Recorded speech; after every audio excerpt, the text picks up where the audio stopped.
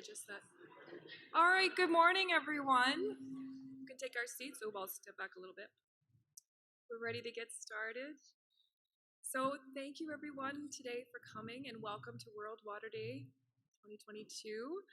So grateful to have you all here with us today to celebrate the wonderful world of water. And it's exciting to be meeting in person again after 2 years of relatively low face-to-face contact, so we're really happy to be here. So my name is Camille Scheibner. I'm an instructor here at SAIT. I'm relatively new. I started back in August. But I just wanted to say it didn't take very long at all for me to feel at home at SAIT with the wonderful staff and instructors and facilitators. And it's really obvious that there's a strong commitment here at SAIT for developing students with both the knowledge and skills to protect our natural environment, and that SAIT is in the forefront of interweaving technology and care and how we prepare our students for an ever-changing world. So I just wanted to do a little bit of housekeeping. So obviously, for those of you who haven't noticed yet, if you go out the front doors and at the far end of the hallways are bathrooms. So there's a women's and men's bathroom at the end, and a non-binary bathroom at this direction. Fire exits obviously through the front doors and then the side doors as well. And then the muster point is directly out the front doors and off to the right. Okay? As well, SAIT is a non-smoking campus, so please take that into consideration. Before we begin, just wanted to say a big thank you to everyone who helped organize this event. Lisa and I couldn't have done it without the support from both our colleagues, from Pablo, and from our wonderful speakers who have joined us today. Thank you. So to begin, I would like to introduce Elder Rod Scout from Siksika First Nation. Rod is going to offer us a few words and a blessing. Rod?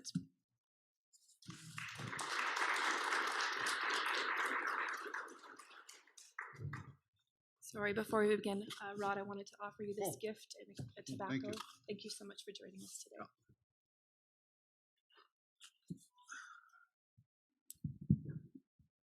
Short people. No, just kidding. Okay.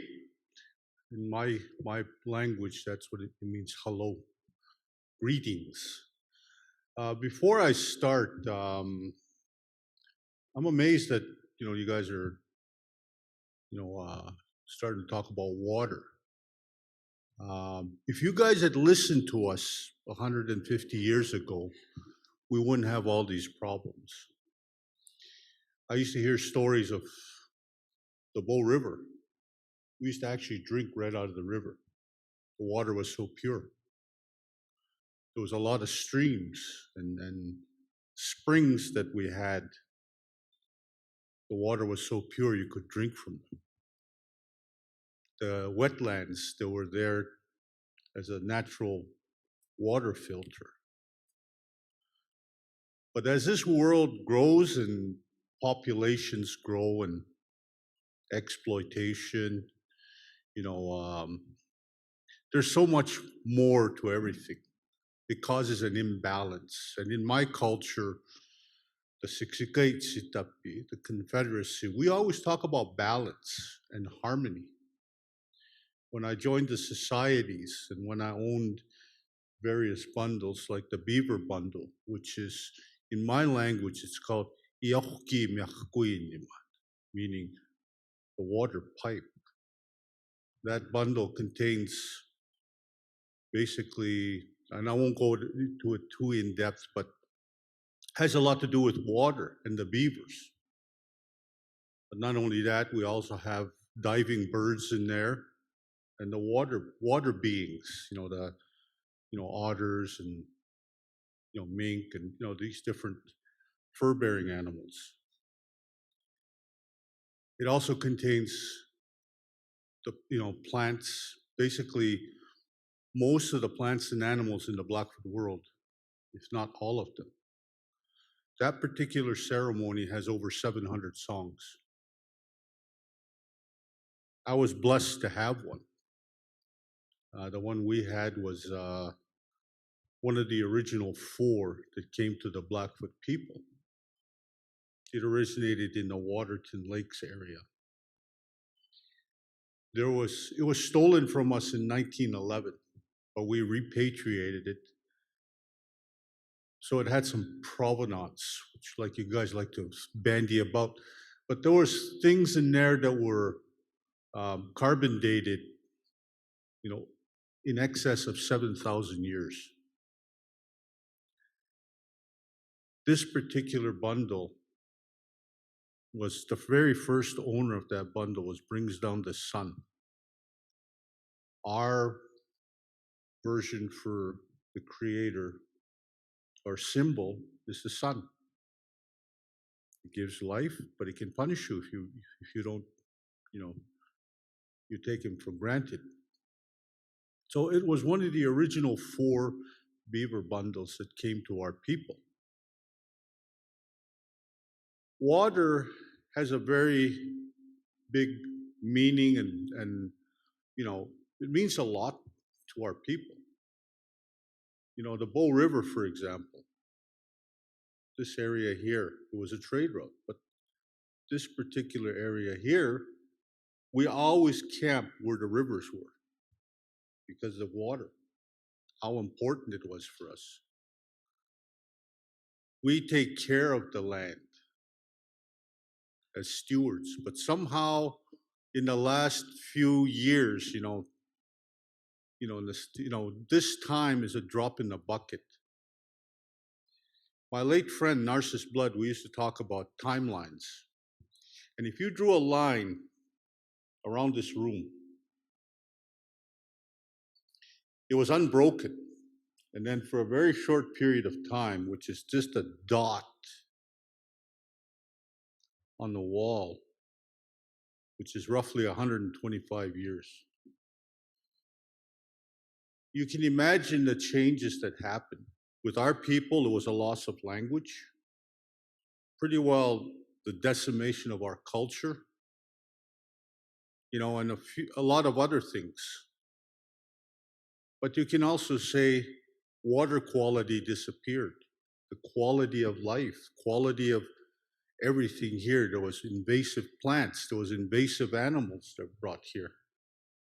Because man, in his foolishness, rather than being in harmony with nature, decided to try to dominate nature, try to dominate the water. In the foreseeable future, I see there's going to be water wars. That's what I see.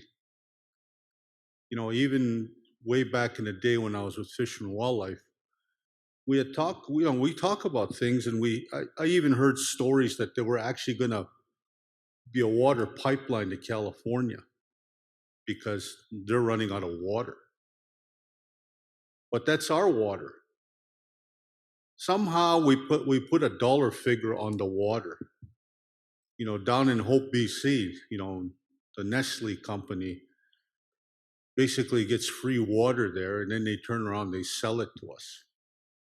And then you got all these plastics. And in the Pacific Ocean, there's a huge, what they call them, a gyre or a gear or something like that, all plastic. There's an island, they removed 80 tons of plastic a year, maybe more. But water somehow has a part in that. It moved all these things there. We use water to travel on.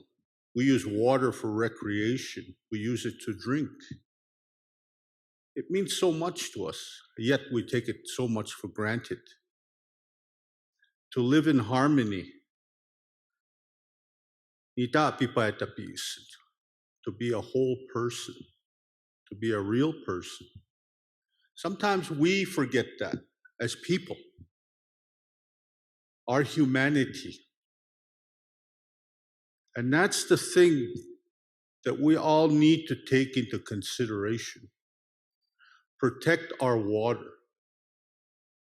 DAPL, a bunch of indigenous people got together down there because they did not want a pipeline going underneath their water source.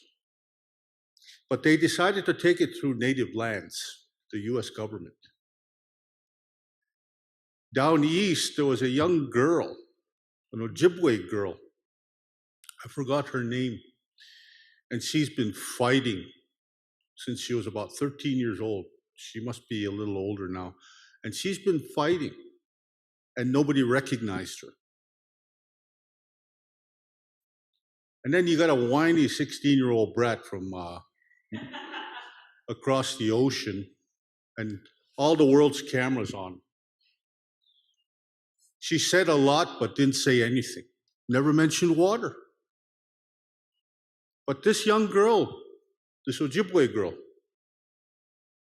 she was very passionate about it. And she did address the UN, but she didn't insult anybody. She explained the importance that we need to take care of our water. She basically coined the phrase, water is life. And these are things that we all as people here, especially some of you instructors, you're learned people, need to emphasize that. Go back, look at how we as Native people, how we treated water. We honored it. We honored water. We don't think of it as an it. Ohkie is a living thing for us. It's a part of the great cycle of life, or on Lion King, the circle of life. But the cycle of life, water plays a very important part. I mean, we're 70% water. Except some of us old guys, when we get all wrinkled up, we lose a lot of water. But the point is that water is everything. And we need to treat it like that. Groundwater, it becomes, down the road, it becomes either something that will sustain us or something that will kill us. Unfortunately, at the rate we're going, it's going to kill us. Or it's going to run out and it'll still kill us. We as people need to be aware of that. We as people need to respect the water sources in that. But in the Blackfoot, water means a lot. That's why we have bundles, the beaver bundles. They play a big part in it. In the societies, water plays a big part. Holy, is there a funeral going on? But, you look at, in the Horn Society, water plays a big part. Because we fast during those 4 days in the hot sun. We dance and we fast. We dance with those bundles, those staffs. And at the end of it, we have water when we go back in the lodge. There's a ceremony for that. Or when we're getting transferred. Again, we fast. And the very first thing we get is water. And at that time, when you haven't drank anything for at least 24 to 30 hours, you appreciate that. Or when I was a young man, when my voice started to change, my grandfather took me into the Sand Hills. All I had was a breechcloth, an old buffalo robe, and I slept on a bed of juniper. That one, I didn't drink or eat anything for 4 days. And the first thing I got was water. Because it taught me the importance of it. Yet we take it for granted. It's always there. But if we don't take care of it, one of these days, it won't be there. So in closing, I'm very honored. And thank you very much for allowing me to come up here to say a few words. Probably spoke longer than I had to, so I'm not keeping to your agenda. So some of you guys got to speak fast. So. But the point is that it's an honor, and things don't happen, for nothing. In our culture, there's a reason for it, and maybe my reasoning is to maybe help educate some of you folks here from our perspective as a Niitsitapi. as a Native person, our perspective on water, the life it has. Water is life. Water is everything. Without it, we won't exist. You know, I see some of these, North American oligarchs who take advantage of it. But, it's not infinite, it's finite. We need to find ways to take care of it, find ways to keep it pure so that we can exist longer on this earth. Things happen for a reason. But if you guys had listened to us 150 years ago. So anyways, thank you very much. So I will say a prayer, so that everything goes good. It'll be in my language. Again, that is not a finite thing because my language and most indigenous languages, because of colonialism, we're losing those. It's an endangered language. So I guess that's where people like me are trying to preserve it. But like I say, we all have expiry dates, but it's what we do during before our expiry date is what matters. On. So no cameras, please. No pictures, no recording. That's for me, this is between me and the Creator.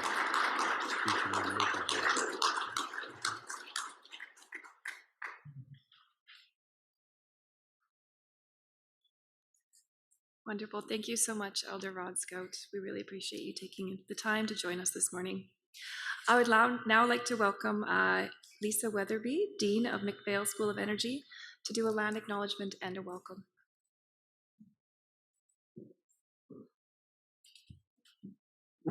Hi, good morning, everyone. Thanks for being here today. This morning, I would like to acknowledge that SAIT is situated on the traditional territories of the Blackfoot Confederacy.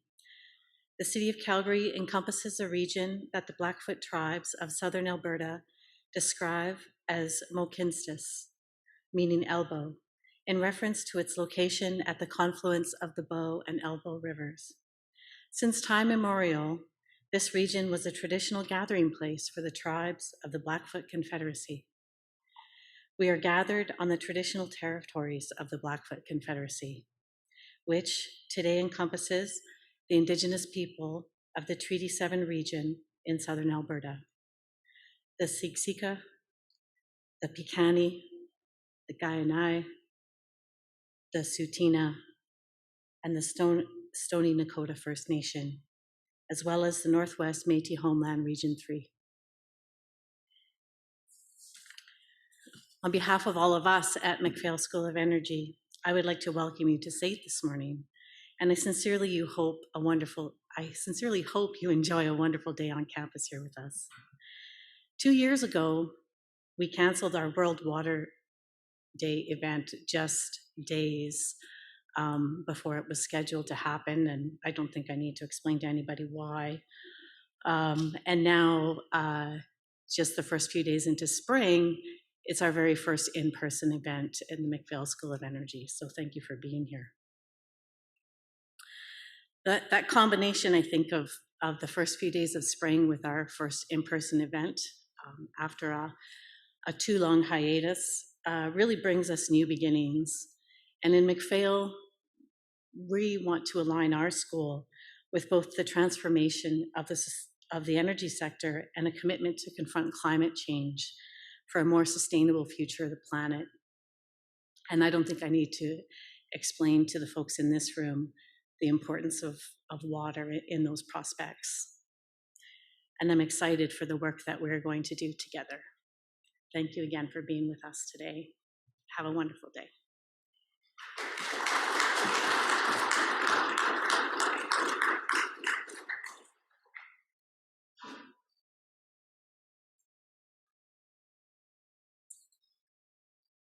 Thank you so much, Lisa. We appreciate that. We're a little early on our schedule, but we're going to proceed anyways. It's always good. We'll make up time probably in the long run. So I would like to welcome our first speaker, Dr. Cynthia McLean. Dr. Cynthia McLean is a scientist who is passionate about the connection between the environment and the health of both humans and ecosystems.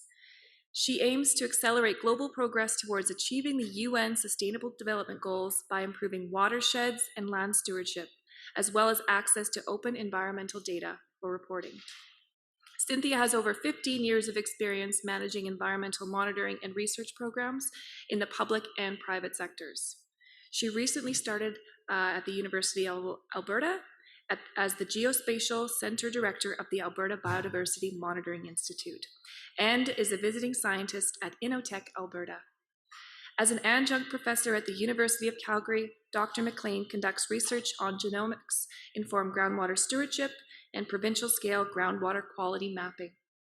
Cynthia is also the groundwater advisor for the Data Stream Initiative, an open access hub for sharing water quality data in Canada. As a member of the board of directors at the International Association of Hydrogeologists, Canadian National Chapter, Cynthia helped start the first national mentorship program for early career hydrogeologists. Dr. McLean believes solving the world's most pressing environmental problems requires that diverse perspectives be at the table. She is devoted to increasing diversity in science through mentorship, leadership, and education, with a focus on the retention of women and immigrants in science.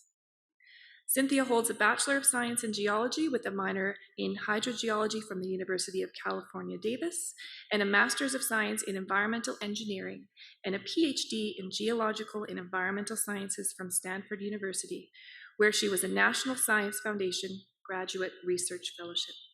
Please join me in welcoming Dr. Cynthia McLean.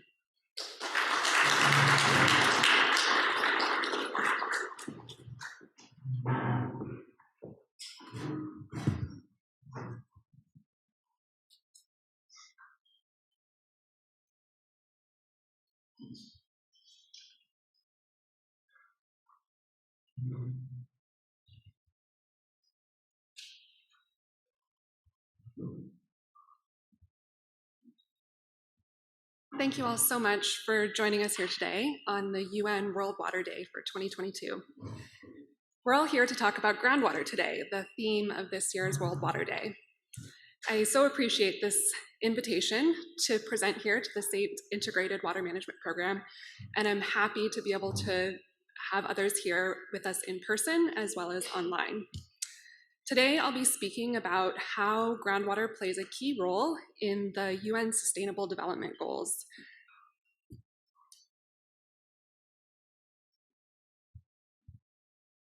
So first off, what is groundwater? Groundwater is a crucial part of the water cycle. When rain falls to the ground, some of it flows off the land surface into streams, rivers, and lakes, and some moisturizes the ground. Part of this water is used by vegetation, and some of it evaporates and returns to the atmosphere.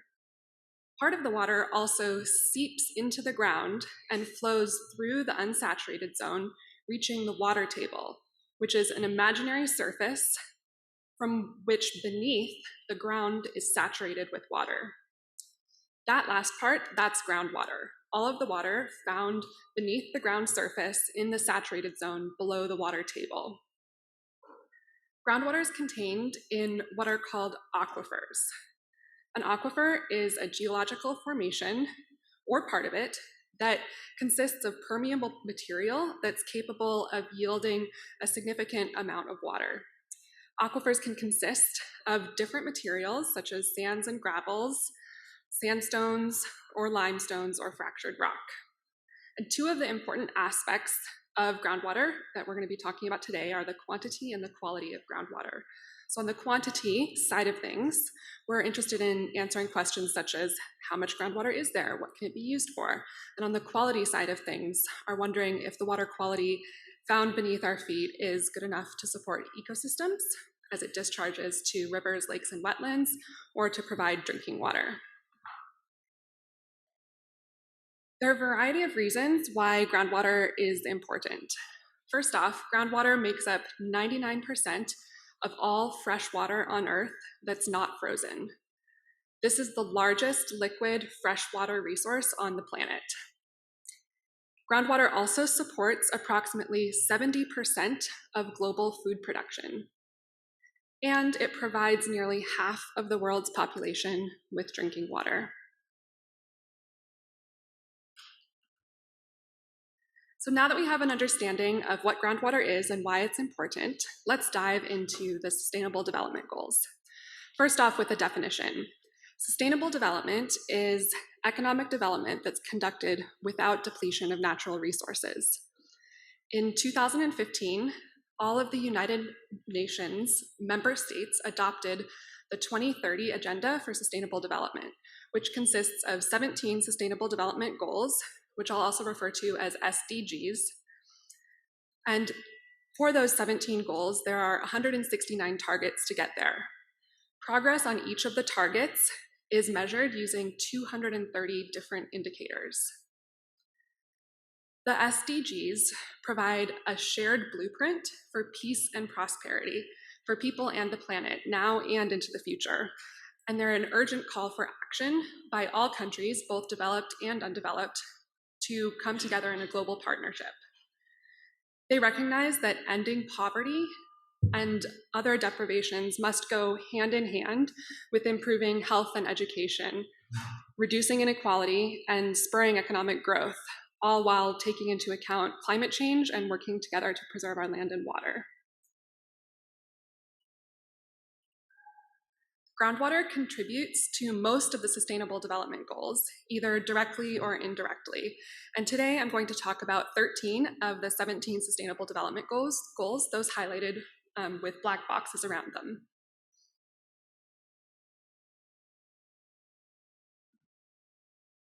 Within this framework for sustainable development, groundwater resources have a key role to play. Directly in terms of supporting food systems, hygiene and health, protection and restoration of ecosystems and biodiversity, and indirectly in terms of the reduction of poverty, contribution to education, gender equality, and peace, among others. So now I'm going to step through each of these Sustainable Development Goals one by one to explain some of the links to groundwater. Goal 1 is to end poverty in all forms, everywhere. Groundwater directly contributes to poverty eradication, particularly in developing countries. This results from groundwater generally being the lowest cost and most reliable source of potable water supply. Groundwater is accessed through water wells, where good design and supervision of the drilling of these water wells is essential to take advantage of these groundwater resources. Water wells are particularly critical for poverty reduction in rural areas. They can greatly reduce the amount of time spent by women on water collection, and small-scale irrigation using water wells helps to lift people from poverty by allowing user control on the timing of water applications to crops. Recently, advances in methods for manual drilling of water wells have radically reduced the cost of water well construction and contributed to poverty reduction. Goal 2 is to end hunger, achieve food security, and improve nutrition, as well as promote sustainable agriculture. Food production requires large quantities of water, with groundwater resources providing approximately 70% of all water used globally for irrigated agriculture. And this includes the direct application of groundwater, which accounts for about 40%, as well as groundwater's contribution to base flow of rivers and streams that are then used to irrigate crops. Groundwater also supports other types of agriculture.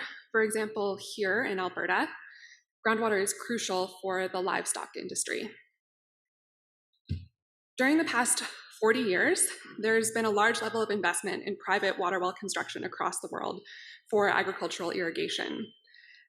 Irrigation with groundwater leads to higher crop yields and has contributed to an increase in food production. There's a large amount of water stored in aquifers, but the current withdrawal rates in many areas particularly in arid areas of the world, are not physically sustainable, and in some places has resulted in long-term depletion of aquifer reserves and may eventually lead to a decline in food production. In addition, land use practices have the potential to affect groundwater recharge rates as well as groundwater quality.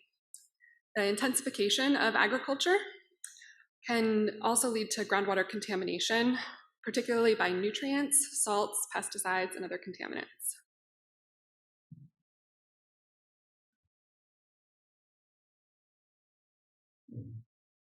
Groundwater contamination can also harm human health. This relates to Goal 3, to ensure healthy lives and promote well-being at all ages.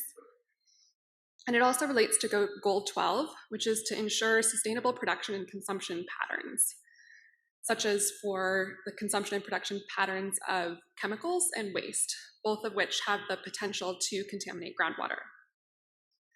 So the high quality of most groundwater globally is a key factor in human health and well-being because more than 50% of the world's population relies on groundwater as their primary water supply for drinking. And in most circumstances, properly located and soundly engineered water wells allow for this low-cost, reliable, and safe source of drinking water. However, some aquifer systems are readily connected to the land surface and are thus more vulnerable to pollution. This pollution can come from microbiological contaminants or chemical contaminants. And in areas of the world where there's intensive agriculture, this cultivation often uses heavy applications of nutrients and pesticides, which can leach through the soils and reach groundwater, together constituting one of the most widely distributed threats to groundwater globally. Other human activities at the land surface also cause groundwater contamination, such as the application of road salt, which is a major issue here in Canada, as well as septic systems or sewers leaking, mines leaking underground storage tanks, for example, at gas stations, and also industrial contamination. Groundwater pollution, unfortunately, in many cases is virtually an irreversible process. Once polluted, it's very difficult to remove contamination from aquifer zones. However, the field of groundwater remediation is a quite exciting area of research, and I know the integrated water program here has the potential and wonderful facilities to study different water treatment approaches. Not only are different types of human contamination threats to groundwater, but there's also natural contaminants, which can occur through dissolution of different rock formations or desorption of contaminants from sediments. And this natural contamination can also be exacerbated by human activities, such as groundwater pumping or irrigation, that further enhances the contamination, making it worse. That's one of the areas of research that I'm most interested in. Some examples of this natural contamination are shown in the images here. Water with naturally high fluoride can cause dental fluorosis, and long-term arsenic exposure can cause skin lesions and cancer, and has led to what some call one of the largest mass poisonings in history in Asia and Southeast Asia.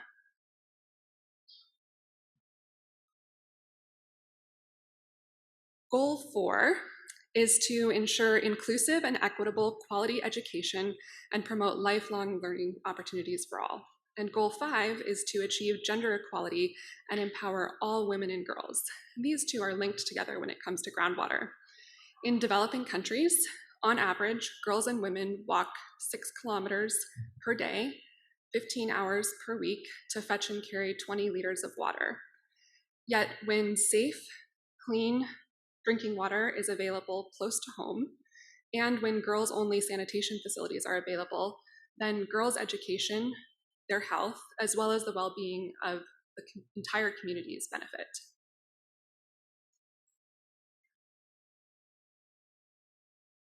For Sustainable Development Goal 7, the goal is to ensure access to affordable, reliable, sustainable, and modern energy for all. As the global energy sector is transitioning away from fossil fuel-based technologies, groundwater plays a crucial role in reducing energy-related CO2 emissions.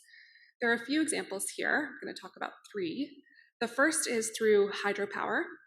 For context, here in Canada, 6 out of every 10 homes and businesses are powered by hydropower. And as I mentioned before, groundwater contributes to base flow of rivers. So there is groundwater contributing to most of the major rivers globally that then is used for hydropower production. Another example is geothermal energy. Aquifers are a potential source and sink for heat and can play a much more prominent role in the provision of renewable geothermal energy. One of the main opportunities here is the contribution to decarbonizing household, commercial, and industrial heating and cooling. The third example is groundwater's role in carbon capture, sequestration, and storage, also called CCS. CCS is the process of storing carbon in deep aquifers or other repositories, as shown in the diagram here. And this helps to curb accumulation of carbon dioxide in the atmosphere and is considered an important tool to reduce emissions from fossil fuels from the industrial sector.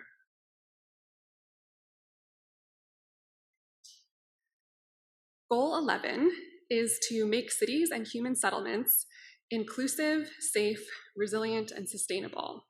For example, by reducing the risk of disasters. One challenge in this space is that many cities use groundwater for household and industrial supply, and some of these cities are sinking. Groundwater is the main source of supply in many cities around the world. Shown here is Mexico City. And groundwater is increasingly under pressure in these cities due to urbanization, climate change, and inadequate water management. Groundwater depletion under these cities can result in compaction of certain types of geologic layers that causes associated land subsidence. And land subsidence also further adds to the growing risk of coastal flooding, and oftentimes the net rate of subsidence actually exceeds that of sea level rise. In some parts of the globe, the ground is going down up to 10 times faster than the water is rising. For example, decades of groundwater extraction in Tokyo saw a descent of over 2 meters before this practice of unsustainable groundwater pumping was stopped. Many of the world's largest cities and most rapidly growing cities are located along rivers and coasts, exposing them to the potential combined effects of sea level rise and land subsidence.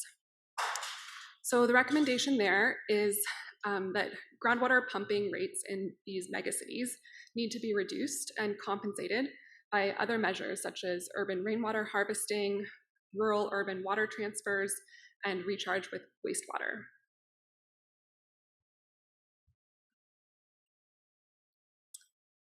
Goal number 13 is to take urgent action to combat climate change and its impacts. As the world's largest distributed source of fresh water, groundwater plays a central role in sustaining ecosystems and enabling human adaptation to climate variability and change. Aquifers have a buffering capacity, and they're naturally more resistant to external impacts than surface waters are. Since the variability in surface water availability is increasing due to climate change, groundwater is becoming increasingly important for water and food security. Climate change does impact aquifers in a variety of ways through changes of recharge during droughts, and also changes in groundwater quality, for example, during flood events. Goal 15 is to protect, restore, and promote sustainable use of ecosystems and to halt biodiversity loss, both in oceans as well as in land. That's sort of development goal 14 and 15. There are a variety of ecosystems that depend on groundwater, and we sort of put them into 3 different categories: aquatic, terrestrial, and subterranean groundwater-dependent ecosystems. These aquatic ecosystems are wetlands, rivers, and lakes that receive groundwater. The terrestrial ecosystems are composed of phreatophyte vegetation. These are plants that have roots that extend down to the water table, and they can occur in alluvial settings, so riparian zones along rivers, or in deserts as well, where these roots often go much deeper. And the third type of groundwater-dependent ecosystem are subterranean ecosystems that house quite sensitive species in caves, such as the limestone formations shown here. Groundwater-dependent ecosystems provide habitat, they support biodiversity, they buffer against floods and droughts, provide food, as well as cultural, recreational, spiritual, and aesthetic services. So changes in the quantity of water, the quality of water, or contamination and temperature can all impact groundwater-dependent ecosystems and the services that they provide. Groundwater is thus an essential part of any ecosystem-based adaptation measure, including green infrastructure or nature-based solutions.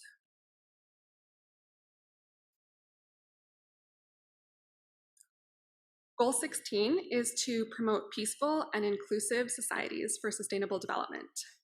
In the context of water, 40% of the world's available water is transboundary, and that can be a source of conflict. Groundwater doesn't stop flowing at political borders, and huge groundwater resources are stored in transboundary aquifers, which are shown in orange on this map here. As of 2021, there were 468 identified transboundary aquifers and aquifer systems underlying almost every nation of the world. To ensure the sustainability of these resources and peaceful cooperation between countries, it's essential that these transboundary aquifers are identified, mapped, assessed, and managed. In addition, the integration of gender considerations into transboundary cooperation creates opportunities for more socially equitable management of transboundary groundwater resources. Finally, goal number 6, which I'm sure you've all been waiting for, is to ensure availability and sustainable management of water and sanitation for all. As I've mentioned a couple times now, groundwater supplies the drinking water for 50% of the global population. And in Canada, it's approximately 30% of the population. Groundwater is often a solution for people without access to safe drinking water for consumption as well as for hygiene. Groundwater is directly incorporated into multiple indicators within Sustainable Development Goal 6, but unfortunately is still weakly conceptualized in the indicators, and the data are often insufficient to provide reliable reporting on these indicators. So here are the 12 indicators for Goal 6. Each indicator is numbered in one of the wedges in this diagram. It includes indicators for drinking water, sanitation, water quality, water use, water management, ecosystems, and cooperation. The UN and other organizations, those listed around the edge of the circle, provide trainings on how to report on these indicators, as well as data drives to help countries fulfill their reporting requirements for the Sustainable Development Goals. So I'll do a quick update on the status of Sustainable Development Goal 6 globally, as then I'll dive into 6.3.2, which is the indicator related to water quality.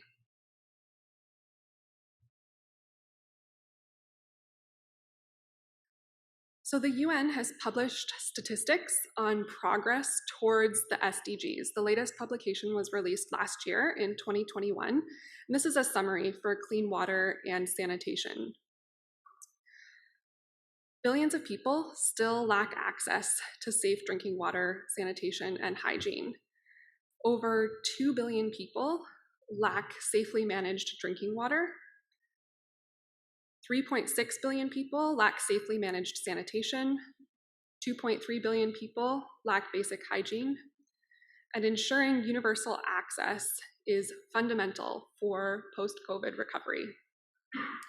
2.3 billion people also live in water-stressed countries, and if you look at the time period between 1970 and 2015, natural wetlands shrank by 35%, which, when you compare to terrestrial losses, this is 3 times the rate of forest loss. Unfortunately, 129 countries are not on track to have sustainably managed groundwater resources by 2030, and the current rate of progress would need to double in order to meet the 2030 goals.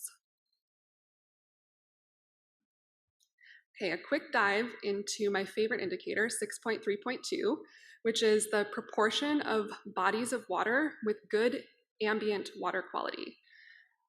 This applies to rivers, lakes, and groundwater, and requires both field data as well as a water quality analysis in the laboratories to be conducted. The level 1 index for this indicator is a combination of 5 different parameters: oxygen, salinity, nitrogen, phosphorus, and acidification. And the values for these parameters are compared to national target levels within a country, within a given water body. And if the values meet these targets greater than 80% of the time, then the water body is classified as good.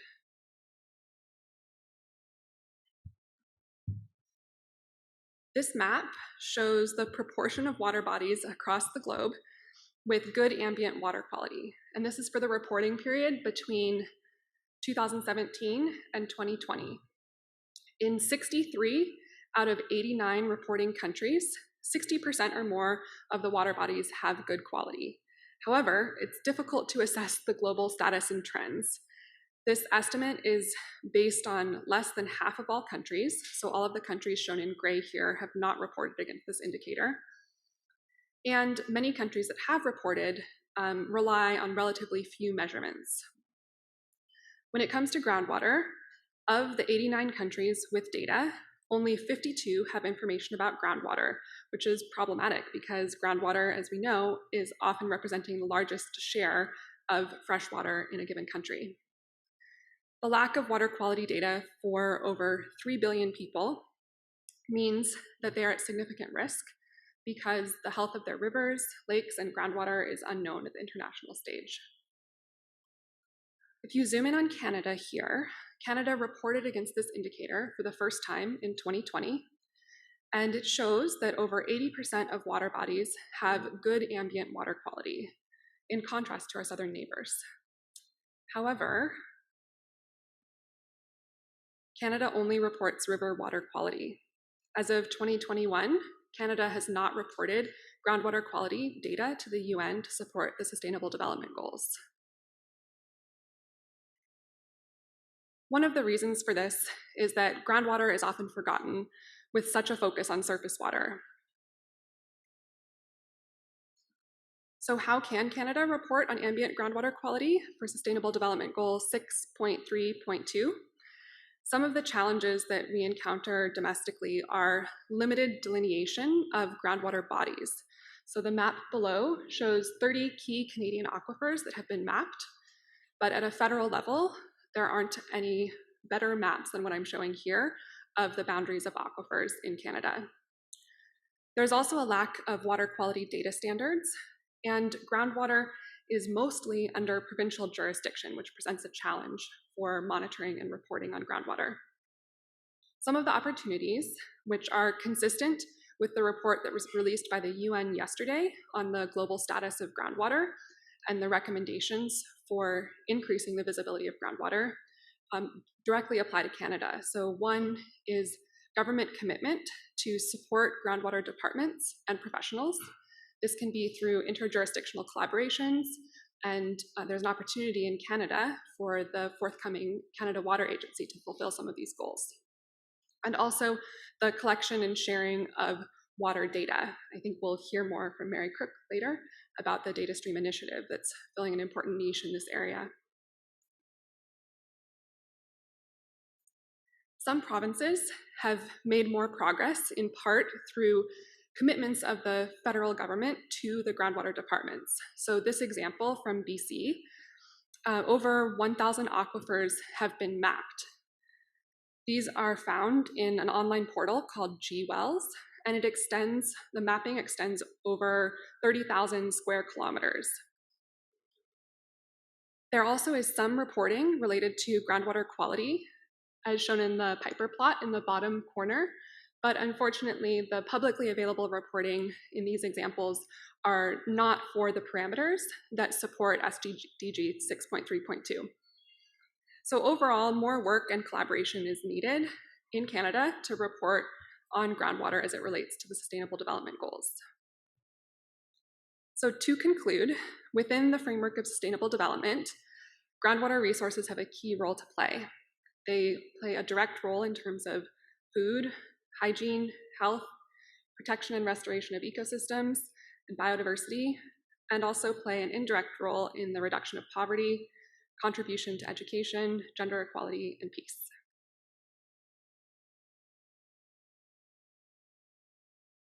Thank you very much.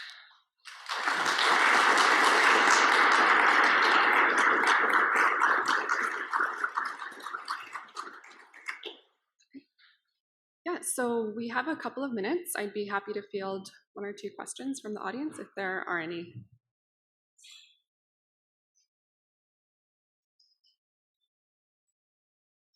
Yes. Great topic. I really like the emphasis of integration for groundwater. I was wondering if in the role at ADMI, there's an opportunity to capture like some of the points that you made on. I mean, I know that ADMI is one of the big champions of data availability for the province. Is that something coming up or an opportunity for groundwater? Yeah, thank you very much for the question, Pablo. I'm just going to repeat it briefly for those tuning in online. The question was whether there's an opportunity for the Alberta Biodiversity Monitoring Institute, which is where I work at the University of Alberta, to capitalize on some of these connections between sustainable development goals and groundwater. Yes, there is. So the Alberta Biodiversity Monitoring Institute has excellent programs on wetland mapping. So that's one of the first areas. And there are also opportunities to develop partnerships to map groundwater dependent ecosystems. Thank you. Yes. Just so you don't need to repeat it for the people online. You mentioned that one of the issues with the GWEL site is that they weren't testing for the water quality parameters related to the SDG monitoring. Is that in part because nitrogen and phosphorus tend to be less of a priority with groundwater as compared to, say, arsenic? So in BC, they do have a water quality monitoring program. It is slightly decoupled from the water levels monitoring program, which is more tightly linked to what's reported on GWELs. So in fact, they do measure in some areas all of the parameters that are listed for reporting for 6.3.2. However, that data is not accessible in the same way that some of the data are on major ion chemistry are through GWELs. That being said, you brought up a good point about the relevance of nitrogen and phosphorus for groundwater. So nitrogen is incredibly relevant for groundwater contamination. In fact, globally, after salinity, it's the next biggest problem. However, phosphorus, correct, much more of an issue in surface water. Phosphorus tends to absorb to soils, and so a lot less reaches groundwater. Okay, I think the time's up.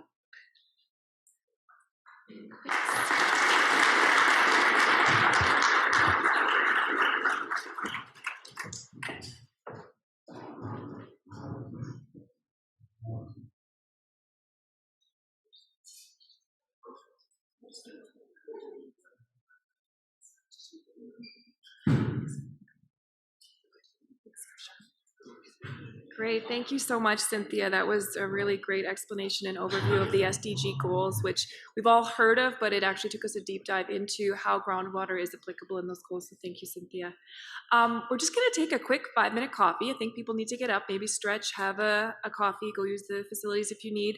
I also just wanted to remind people to please silence your phones as well. I also wanted to point out our partners, COST, their booth, who joined us for this organization, help support us. And if you want more information or want to speak to some of the representatives at COST, please feel free to do that. They're over in the corner over there. And then my last point was just a reminder that there is the Student Water Club networking event tonight beginning at 4:45, and I highly encourage and hope that you all will be able to stay for refreshments and some snacks. And then also, of course, if you're going to be indulging, please make sure you have a safe ride home. And I'll bring that up again later in the afternoon as well, just to remind it. But please take 5 minutes, get up, stretch, grab a coffee, grab something to eat, and we'll reconvene in 5. Thank you. We'll get started again here now with a speaker panel moderated by Dr. Pablo Pina, who is our academic chair of the Sustainability Pod for the McPhail School of Energy. Pablo? Thank you, Lisa. Thank you, everyone. Yeah, so we wanted to have a pretty engaging and casual conversation around water sources management, obviously framed around groundwater, honoring the theme of this year. And Cynthia made a great job setting up the tone for the conversation. So we're pretty lucky to have an amazing lineup of speakers or panelists in this session. And rather than me introducing formally to the three of them, I wanted to give obviously a quick line item of, okay, we have this individual, and then having them introduce themselves and putting a little bit of some thoughts on why this, I guess, why today matters in a way. So I'm not gonna, I had a whole paragraph not knowing exactly what Cynthia was going to put. So I'm going to skip that one and just start right away. So we have here Mike Nemeth, Senior Advisor of Agriculture and Environmental Sustainability at Nutrient. Mary Crook, Water Data Specialist at the Gordon Foundation. And online we have Zina Balbakia, Water Specialist and Educator at the University of British Columbia, SAIT and Integrated Sustainability. So the three of them represent pretty diverse and strategic aspects of water sources management. And I'm sure we'll enjoy their thoughts on a couple of questions that we have for them to, again, trigger some thought-provoking ideas among ourselves, among each other. So, I mean, having set the tone for today's conversations, maybe I can start with you, Mike, and then Mary, and then Zina. Having set the tone for today's conversation, I would like you to each to provide us with a brief introduction, highlighting aspects of your background related to water resources management and what you do, so that you could also give us an interpretation on the relevance of groundwater in your field, knowing that maybe you're not an expert in groundwater, but so what that should matter, what should we care? I know Cynthia gave a great context, but based on your thoughts or on your own words, what that should matter to us too. So maybe Mike, can you start us with that? Sure. So yeah, my name is Mike Nemeth. I, as part of our sustainability team at Nutrien, I deal with our 3 different portfolios. I lead our water stewardship efforts globally for the company. And then I also deal with our nature and biodiversity portfolio, and then I support our climate portfolio and our carbon program. I've been there for about 3 years, and before that, I've had about a decade of consulting in the water industry. So I worked with a variety of sectors in a variety of places on a variety of problems related to water, both surface water, groundwater, water quality treatments, strategic issues around water, and solving water challenges. So I've had a fairly diverse background in terms of my engagement with water. What was the other question? Oh, groundwater and how it pertains to what I do now. So groundwater, I mean, as Cynthia pointed out in her presentation, which was wonderful, obviously food production is a huge use, and as a the largest agricultural input company in the world, Nutrien supplies a lot of nutrients and crop inputs, as well as services and technologies to help grow food globally. So with that in mind, our downstream customers, which are farmers and producers, they use a lot of water in order to produce their food. And so we partner with food companies and downstream users of products to be able to support their needs, which obviously includes a lot of water use. So that's, I guess, how groundwater is instrumental in what we do as a company and how we help support sustainable food development globally. So. What about you, Mary? Yeah, so as you already had mentioned, I'm currently a water data specialist. I work for the Gordon Foundation, and the Gordon Foundation developed DataStream. So for those of you who haven't heard of DataStream, it's an open access portal for water quality data across Canada. However, in my background, I've mainly been working in water quality and environmental science, and mostly focusing in ambient surface water systems in my career. So in graduate studies at the University of Calgary, I conducted research on tracing nitrate sources, both natural and human-made nitrate sources in the rivers of southern Alberta, so in the Bow and Oldman rivers, which gave me a nice regional context for surface water quality.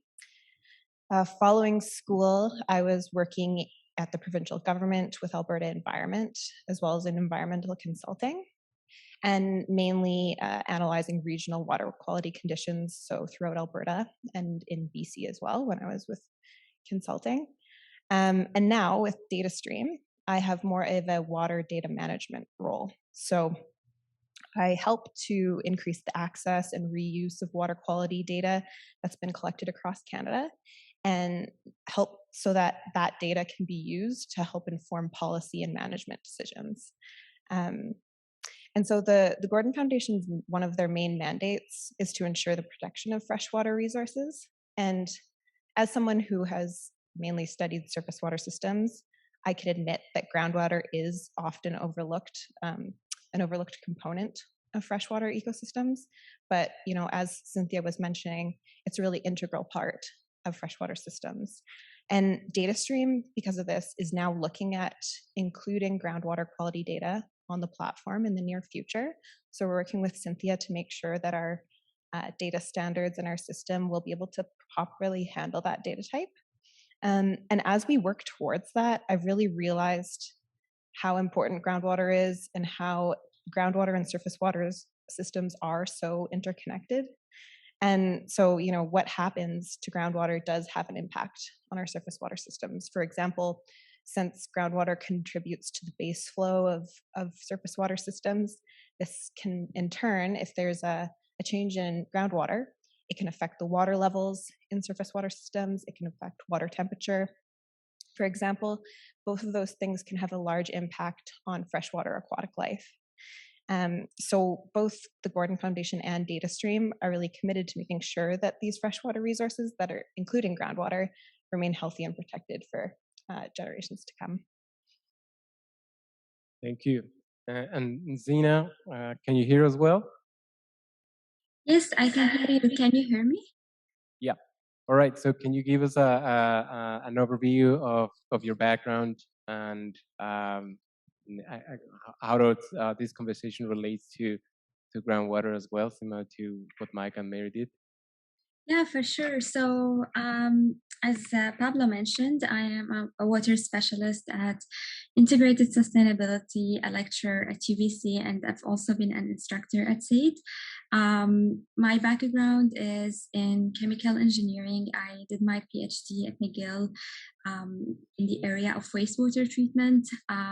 My research focused on monitoring and predicting the fate of micropollutants. So I was looking at things like pharmaceuticals, illicit drugs, and hormones in wastewater treatment systems. They are called micropollutants because they are there at low concentrations, but recently there has been a lot of concern on their impact on aquatic life. So that's why they are also called contaminants of emerging concern. So in my current role at Integrated Sustainability, I work on industrial water treatment. And basically, just to give you a background, a lot of industries need water for their operations, including pulp and paper, mining, breweries, oil and gas, and a lot of others. So basically, we help industries secure their water, and we help them manage their wastewater as well. So one type of industry that we work with a lot is oil and gas industry. Oil and gas recovery needs a lot of water, and that water is put down the well because it promotes the recovery of oil and gas. But then when they recover oil and gas, it's not only that, it's usually mixed with water as well, and that's what we call produced water. So we basically help the oil and gas producers manage their produced water through disposal, storage, and reuse. And just to link it with that groundwater component, disposal of this produced water is usually done in deep disposal wells, and that is basically an aspect where groundwater, sometimes the quality of groundwater could be compromised. Of course, there's a lot of evaluation that goes into that, and these evaluation basically are done to make sure that basically disposal water is not really impacting the fresh groundwater sources. But that is something that is a concern because this produced water has a lot of chemicals in it, and we don't want it to get intermixed with fresh groundwater sources. Yeah, and I've also actually taught environmental courses at SAIT, as I mentioned, within the water and wastewater operations program. So I've taught courses related to municipal and industrial water treatment. So yeah, my experience really spans over both municipal and industrial water management and the treatment in both research and consulting. And yeah, I'm glad to speak today. Excellent. So very diverse perspectives, food systems or industry, I guess in the food industry, data, will be considered non-profit, the Gordon Foundation, yes, and then consulting / and education. So very complementary perspectives among, what we have here today. And I guess I know that you already share a little bit of perspective of why what you do has a linkage to water and overall sustainability. But I guess I wonder if we could dive a little bit in that, in the concept of sustainability, in maybe a little bit of what Cynthia provided for the Sustainable Development Goals. Now, more based on your industry sector, not necessarily what you do, but your role, the role of your industry that could play and help us develop sustainable solutions. Can you elaborate about a little bit about that? What do you think your industry or sector could play in again in these SDGs, or to help us develop sustainable solutions that can link water sources management? And maybe Mike, we can start with you. Sure. Actually, last year, Nutrien released our Feeding the Future plan, which is our how we link to the Sustainable Development Goals and our focus, because we know through our work as the world's largest producer of fertilizer, we can help globally sustain food production. So SDG 2, Zero Hunger, we can meaningfully move the needle on that. But we also know that the SDGs can't, be solved or looked at in isolation. So in order to do that sustainably, you have to be able to consider all the other SDGs. For example, climate is a big focus globally. Every industry, every sector, government is looking at the climate crisis and what they can do to reduce their emissions, both Scope 1 emissions, Scope 2, and Scope 3. As part of our emission reductions, we're obviously doing the hierarchy of mitigation reduction, where we're trying to reduce our own emissions through our processing facilities and operations. But the bulk of our the bulk of our emissions are downstream from the use of our products. So nitrogen fertilizer, when you use nitrogen fertilizer, it can release nitrous oxide, which is a potent greenhouse gas. And so by properly using nitrogen fertilizer, by using 4Rs, for example, so using the right source at the right rates, at the right time and in the right place, you can significantly reduce your N2O emissions.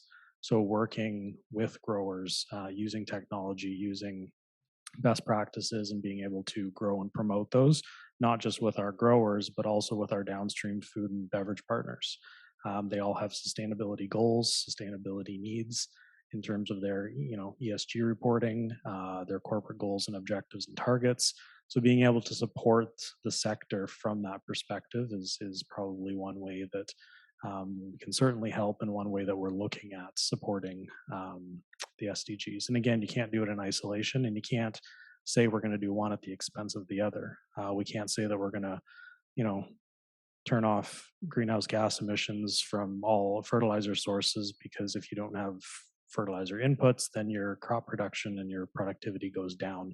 And how are you supposed to feed a growing global population without that food source? So again, looking at the dynamics, the trade-offs, and understanding the development needs and regionalization of specific needs in order to obtain those.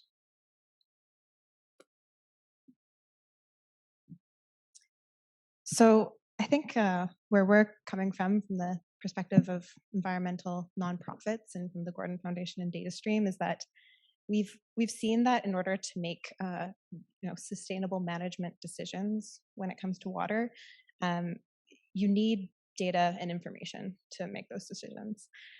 So DataStream, but also other open access data sources and repositories can provide this mechanism for data sharing. We make sure that the right information can be accessed to make better sustainable management decisions. And, I think a real opportunity for sustainable development for environmental nonprofits is that you can act as that unbiased player in the development of these sustainable solutions. So DataStream is a neutral home where people can share data, and I think there's a lot of opportunity for more of that in the NGO sector. So there's increased needs for monitoring, in particular community-based monitoring, to help fill really important data gaps that we have for water throughout the country. I think that more support and promotion of these programs would help to fill the data gaps, and then help to promote increased data stewardship in terms of making sure that data is maintained and can be accessed and used in policy and decisions. So that's what DataStream strives for, to make sure that water data from multiple sources is preserved, from anywhere from a community monitoring program to a federal monitoring program, as well as research data. And then we also would love to have more opportunities to link with other data providers and other environmental nonprofit organizations to elevate and leverage the existing initiatives that are ongoing throughout the country. There's a lot of really good work that's going on throughout the country in terms of collecting information about water and sharing that information.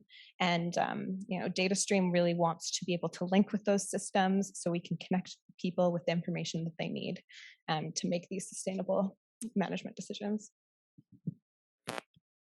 Excellent. Now, Zina, I wonder if you can elaborate. I mean, you can elaborate on anything, of course. I guess frame it on the sustainability piece. But I wonder if you can also provide us a little bit of your perspective from the client's point of view. Well, I guess with your experience with clients related to the energy or oil and gas component as well. Yeah, for sure. So as I mentioned, oil and gas processes do require a lot of water, and that's because water promotes the production of oil and gas. Two examples of oil and gas recovery processes that are very famous in Alberta and that require water are SAGD, which stands for Steam-Assisted Gravity Drainage, and also fracking, which is hydraulic fracturing. So both of these are two different oil and gas processes. Both of them need a lot of water. For example, fracking sometimes needs 1,000 to 70,000 meter cube per well of water. And that's a big range, but it really depends on the formation. So that's the thing with basically working with oil and gas producers that are requiring a lot of water and also having to deal with a lot of water that gets produced back. So clients usually want to optimize this process as much as possible. And the reason for that is getting basically a fresh water resource in order to use for this recovery process is It's a costly process, but it also requires a lot of regulatory applications, and we all understand the impact of that on the environment as well. Because at the end of the day, we can't really keep doing that for very long. So just using freshwater resources is not really a feasible long-term solution for many reasons, including cost, regulations, and also sustainability and the environment. So that's why clients are really keen on, instead of just relying on fresh water and surface water, they are keen on reusing that water that gets produced out of the oil well. And basically, with that reuse comes a number of challenges and concerns, but that's what we help the clients with. So basically, the water a lot of time needs to be treated, or basically we need to improve the quality of the water before it's being reused.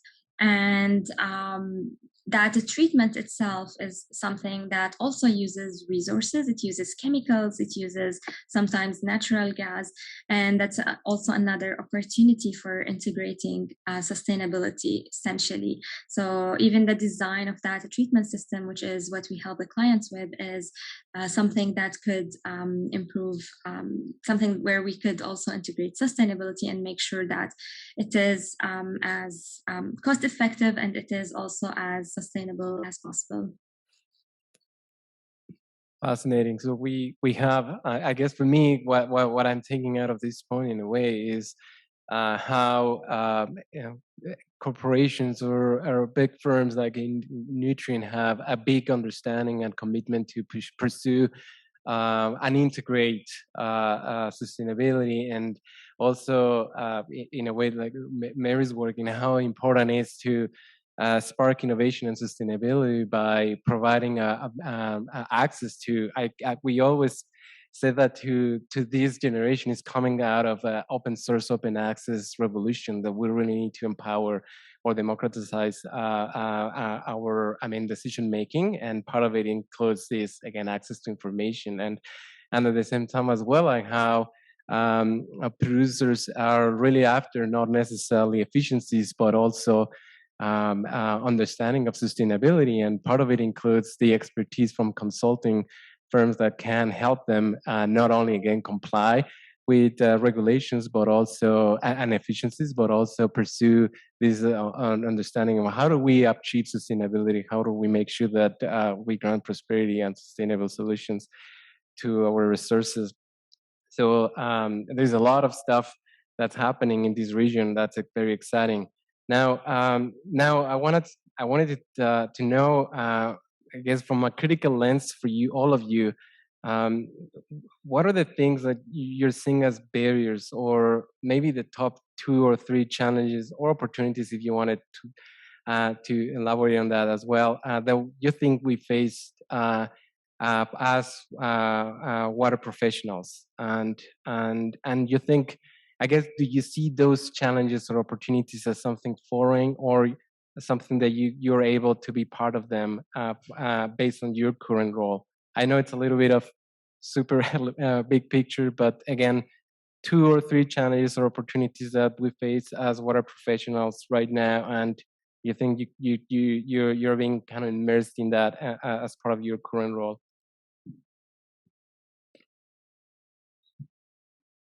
I guess the biggest challenge that I can see that we experience is being able to quantify, measure, quantify, and then verify the impact from land use or practices at the farm scale. So when you look at global agriculture, being able to measure the change on the landscape and what that does at the watershed level.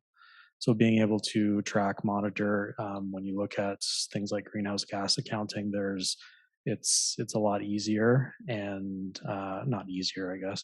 It's a lot more defined. There's been a lot more work and understanding in terms of what you do, and if you mitigate it or do a practice, you can quantify and measure, and then there's verification processes.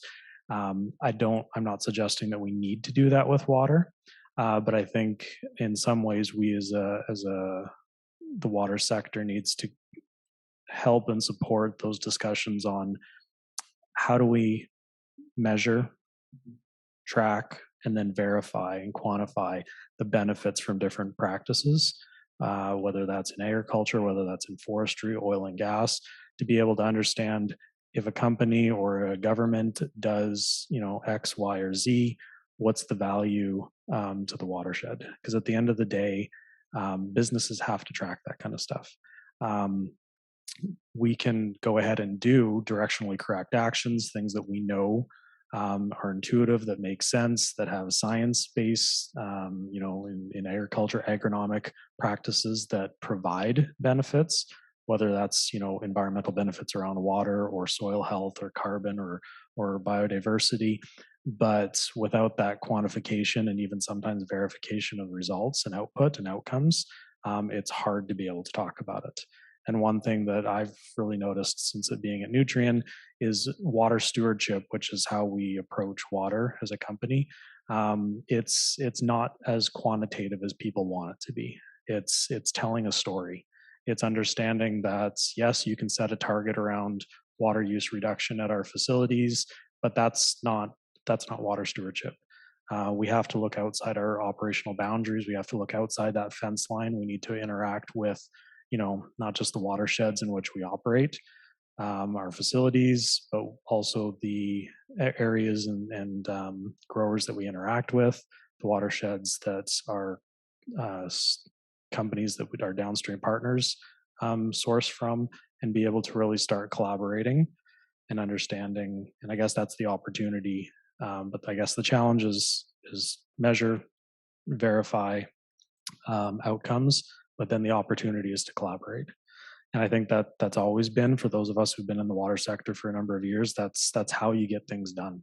And I think it's really critical because you can't do things in isolation. And especially when you start looking at water stewardship versus water management is site-based.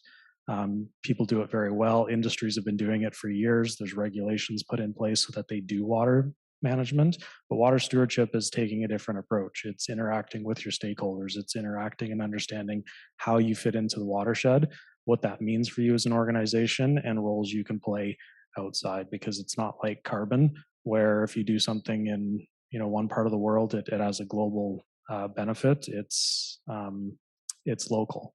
So you have to be able to provide those local, meaningful, context-based actions on the ground. So I think that's really the opportunity, and I think as a society, when we start looking at the the SDGs and how we support those, is looking at context-based, regional-based, and thinking about it differently than we've approached the climate crisis.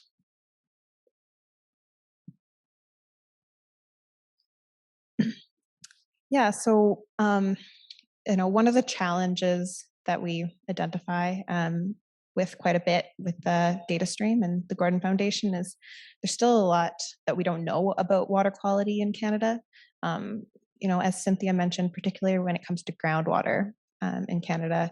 So, there's still a lot of knowledge gaps when it comes to the quality and quantity of groundwater and how it changes over time.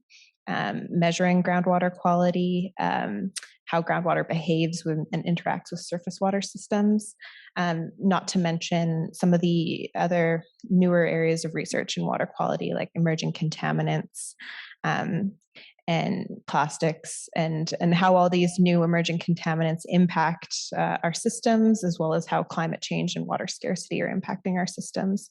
So that's sort of the challenge that we're facing right now. But what we see as an exciting opportunity for DataStream is to be able to provide a platform for people who are conducting research in these areas, for them to be able to share the information that they're gathering, so that this data can be accessed and used to progress our water management and our research. And as I'll just echo sort of what Cynthia was saying, in Canada right now for SDG 6, for reporting on groundwater, just water quality in general, we're only reporting on surface water systems. So DataStream is seeing this opportunity that if we can identify and start to bring in these other types of data besides surface water quality. So when we can begin to bring in groundwater quality data,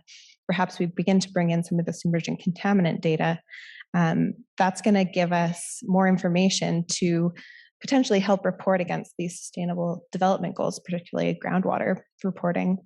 And not just data stream, but what also has been an exciting opportunity that we've noticed is that there's been more of a shift towards the support of open data and open science in the water community. So some of the leaders in water monitoring and research, like the government and academic researchers, have been now publishing their data on open data portals, publishing their findings on open data repositories, and we see that as a really exciting opportunity to be able to use this information. And we just see the overall benefit for how this can help us in managing and protecting water resources. Thank you. Sina? So, there is a number of challenges that arise when we deal with oil and gas producers that are looking to manage their water in a way that is basically that aligns with the Sustainable Development Goals, and that's also cost effective and meets regulations.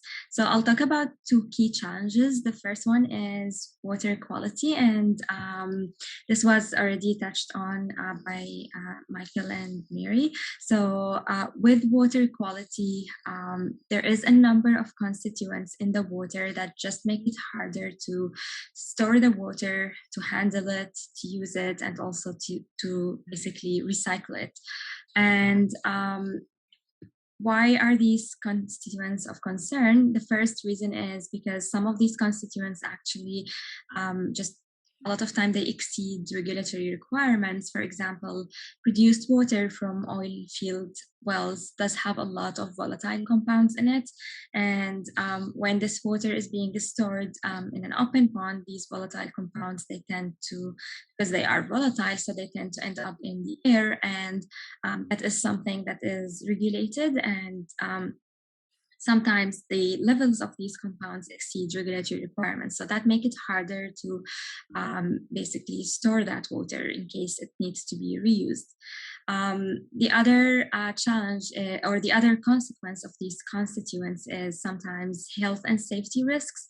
So a lot of you may have heard of hydrogen sulfide. So that's a constituent that is known to be very hazardous. So it's very toxic. If it exceeds a certain low concentration in the air, it could result in immediate death. And of course, as you can imagine, whenever this constituent is in oil field produced water, it needs to be removed. So that is another basically concern or another challenge, because sometimes it's not really possible to remove it, or there isn't really the tools, so the water needs to be disposed of instead of reused. Another constituent of, or another consequence for these different parameters in the water is operational problems. So sometimes if the water contains a lot of solids and oil and particles, these could basically plug certain equipment. They could accumulate in storage, they could plug disposal wells, and they could plug even production wells. So that's why there is basically there is an operator role, so people get trained to actually work with these systems, and that's why also we may need a treatment in certain cases. And another consequence is the impact on production. So even though producers would love to reuse all of their water, that's not really possible. A lot of time we need to mix it with cleaner water that has to come from surface water like lakes and rivers. And the reason for that is the produced water that comes out of the wells has a lot of contaminants in it, such as I said, like oil, solids, sometimes hydrogen sulfide, and these could actually impact production. So if this water is injected again in a production well to produce oil and gas, there could be a problem, and the production could be compromised, and that could basically result in a lot of losses. So these are some of the consequences of these water quality challenges that we see in the oil and gas industry. The other key challenge that I'll just touch on briefly, and also it was touched on, is uncertainty. So with water, there's a lot of uncertainty, specifically because this is not really municipal wastewater. It's not sewage. It's oil and gas produced water. So there is less, I would say, there is less databases and there is less total basically knowledge of what could the water have in it. A lot of times producers do not really expect their water to have H2S, for example, but then when they produce, it has H2S. And that's why they need to deal with it accordingly so that they don't really encounter any environmental issues or any health and safety issues. So the uncertainty component, I would say, is something that does hinder some of the efforts to be more sustainable and to basically recycle as much water as possible. But that's why experience is very important when it comes to this uncertainty. And that's why there is consulting firms that actually work on these things, and they specialize in these things. And doesn't mean that we can know everything, but basically there is a way to kind of reduce that uncertainty as much as possible so that we can come up with the most sustainable solution. Fascinating.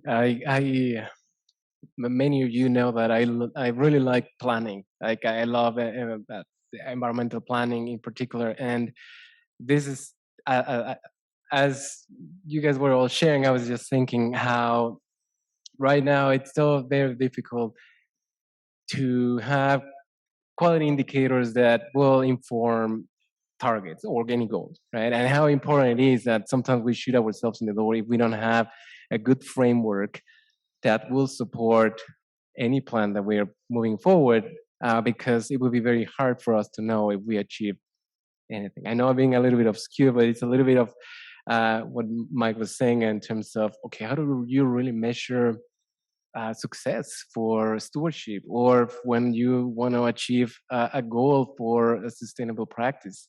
How do you really quantify that at a local, regional, or large scale? And it is not trivial. It's not, and it doesn't mean that we don't care. It is just, it's difficult. And as I guess what I'm trying to say is, I like how everyone kind of contribute a little bit of that piece, because it's a little bit of my hidden agenda to have, I guess, understand how important it is to have good planning strategies, especially now, that can allow you to link new ways to understand sustainability. And Cynthia mentioned it a little bit of that. In this case, something that is super invested on is nature-based solutions. And I guess, particularly in my own experience of how different organizations or institutions are trying, okay, how do you sell that? I mean, maybe you understand that you wanna have a different approach to development, to sustainable development, but when you want to sell that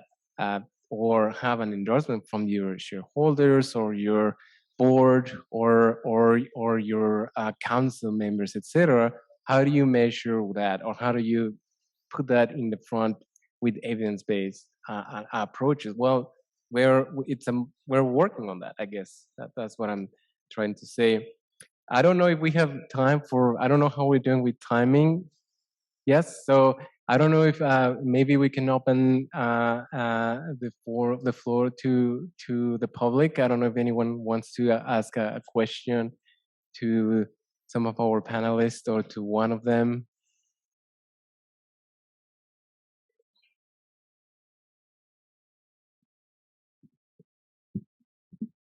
Oh, it's already turned on. Pablo just brought up the point of nature-based solutions, which isn't something that the panel talked about up to now.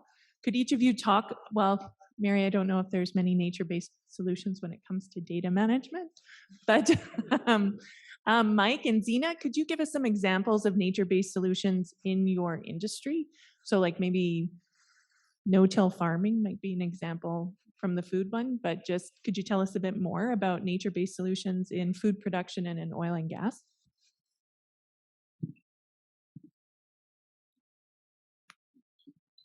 Zina, I don't know, do you want to share something? Yeah, for sure. Yes, so there is something actually when it comes to water management and the treatment in oil and gas. There is something that is called passive treatment. And when we talk about passive treatment, we're essentially talking about basically using nature-based solutions. So using a treatment system that does not necessarily require specific operation that operates itself. And an example of that is filtration, for example. There's like sometimes, and this is more like in mining, this is used a lot, but it could be used in certain contexts as well in oil and gas, where basically sand, earth layers of sand could be used for filtration. That is a case where we're basically leveraging existing systems in nature to kind of improve the quality of water. And sand filtration, for example, is something that could remove particles from the water, which is valuable for reuse of the water and for storage of the water and for reducing operational problems. There's also, for example, biological treatment. And this is not really very kind of passive treatment, but it's also something that uses bacteria to treat the water. So bacteria essentially is there, and in this case, in biological treatment, we're just using it to consume the organics that are in the water and improve the quality of the water. That's an example of a treatment that could sometimes be passive and could sometimes be active, which means it could require active operation, but it could also be something that is integrated into nature. And I guess from a food and ag perspective, nature-based solutions, for those of you who don't know, it's creating solutions that are nature-based. So, and since agriculture functions in a biological system, some of the greatest opportunities, the focus has been, again, climate globally. Climate is the big shiny object that everyone's chasing. But how I like to think about it and how I approach it from a watershed context is you have things like cover crops, where you plant crops in between, after you harvest, to be able to keep the vegetation on the soil, keep the soil covered. You have no-till cropping systems where instead of tilling up the land and then planting the crop, you drill the seeds into the ground and reduce your land disturbance. So there's land management practices that are agronomists across our retail network in North, South America and Australia work with our growers directly to do these types of things. There's also land management, such as taking your marginal land out of production. And some people don't think about that when they think about agricultural input companies, because some people think that all we're there is to sell inputs. But our business relies on sustainable farms. So if if it makes more sense to take some land out of production and plant a perennial grass or a perennial crop or a pollinator mix, that not just benefits the grower because he's putting less in the ground and getting more out, but it also benefits local biodiversity. There's other opportunities where you can take marginal land out and put it into a wetland. If it's a low-lying area, it floods all the time, you're not farming it most of the time, put it into a permanent wetland. It's marginal anyways. There's often ecosystem service markets or benefits groups like Alice Canada, Ducks Unlimited. You can work and partner with those where you can actually get paid to keep those types of assets on your land. So yeah, there's a number of nature-based solutions that the agri-food sector is looking at. Perfect. Now, to close this, I wonder if we can have you to provide any advice for the future generation, or anyone thinking about diving into water career. We want to be inspired. So, what do you think can be like can be enticing about this career? If I was to provide advice to people in this field, I would say talk to people. I don't care how smart you are, where you live, what your educational background is, how many languages you speak. You don't and won't know everything. And since water transects boundaries, countries, and sectors, you have to talk to people. You have to be able to be willing to accept and understand somebody else's perspective, somebody else's point of view, whether that's traditional knowledge, whether that's Western science, whether that's industry, whether that's government. It doesn't matter. You have to be able to understand, you have to be able to listen, and you have to be able to get to know people. So that's building relationships of trust, because whether you're in business or whether you're dealing with watersheds, change happens through relationships. Business gets done because of relationships. And so it's getting out there, it's networking, it's taking the advantage to do things like this, to interact with people, to learn something new. And I think that's probably the best thing you can do, not just for your career, but for the water sector and sustainability as a whole globally.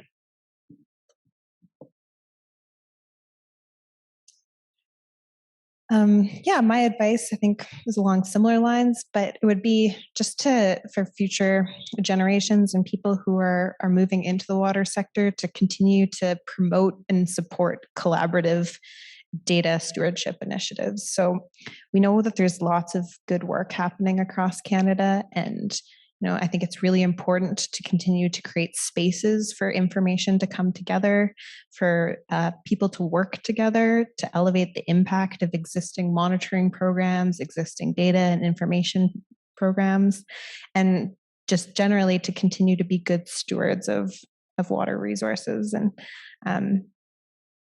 I think I've really enjoyed working on data stream and seeing the impact that it can have when you can collaborate with other people. So talking to other people, making sure that you leverage initiatives that are already in place, and seeing the power of this. And I would love to see more of that happening in other spaces. Rina? So one thing that I would say helped me a lot throughout my career so far is zooming out and looking at the big picture of what I'm doing, to find kind of the overall meaning of that work and how that work is actually contributing to solving some of the current issues that are occurring in the world. So I would say that's something that has helped me kind of feel some reward and fulfillment, and I believe it's very important to kind of find that in order to enjoy someone's work. So I basically advise the prospective water professionals to position their career in the best direction in relation to issues that are occurring in the world right now, what could be happening in the future, and things that they personally find a meaning in, and to also look for the right mentors who could basically help them by sharing tips or sharing practical tools and sharing their own experiences.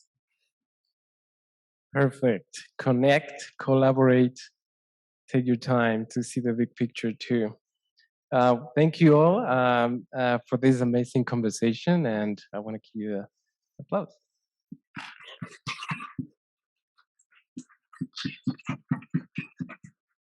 I don't know what's next. Thank you so much, Pablo. All right, well, it's now lunchtime. So what we'll be doing is we'll be breaking for about 25 minutes. Okay, so I think John is ready. I see John's smiling face. So you can continue, obviously, to enjoy your lunches, but we'll just ask for quiet, and well, as I introduce John here. So Dr. John Fennell is a water resource specialist with over 35 years experience in the natural resource sector. He has worked with industry, government, and the public sector locally and abroad to advance knowledge and understanding of hydrologic systems.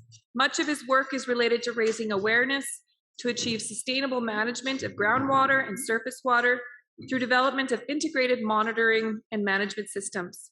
His areas of specialization include physical and chemical hydrogeology, groundwater surface water interaction assessments, environmental forensics, including remote sensing, non-intrusive geophysics, and isotope fingerprinting, risk assessment, climate change analysis, and the development of adaptation strategies.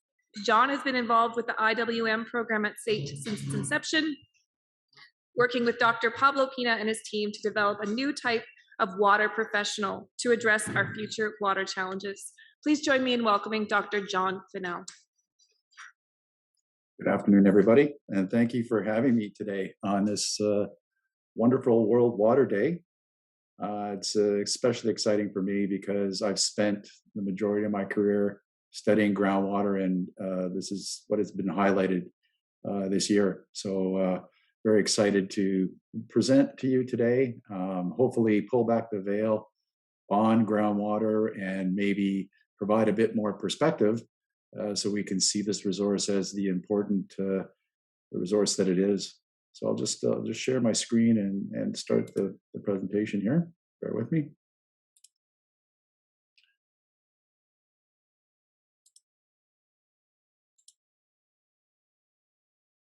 Hopefully you can all see that.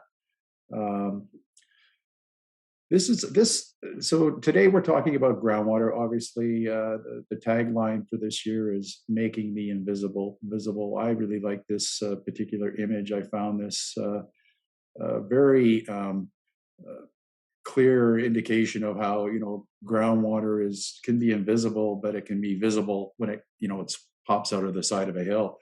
And I think most of us we don't really appreciate or understand groundwater to the degree that we need to. Although we encountered it every time we're out in the environment. You'll be walking down the Bow River, you might see a little spring coming out of the side of the bank, or you might be up in the mountains and see water popping out the side of a hillside, and that's groundwater that's showing itself at surface. Yet it's spent a lot of time underneath the surface and is just manifesting itself in that way. So this is always a challenge when you're trying to deal with the subject that a subject matter that you actually can't see, like surface water. I think understanding where our water comes from in the world is really important. We know that most of the water on the planet is saline. It's in the oceans. That's about 97.5% of that is salt water. It's not usable really to any degree. We primarily, excuse me. You need to open up your PowerPoint. It's not showing right now. You just have. It's not showing. Okay. No. Just hold a second. Go to viewer, presenter, viewer. Yep. Oh. Hold on. Let's see. Start slideshow. Right. And then we want to go to, which one should it be? I think your second slide. You just need, yeah, there we go. Oh. Is that good? So you can see it? Can you see this one, the distribution of Earth's water? It's go under display settings. Because we can see you. I think this is presenter view. Okay. I'm trying to find that. Display settings. Yeah, let me just get out of this. I'm going to go back into it again. Apologize for this.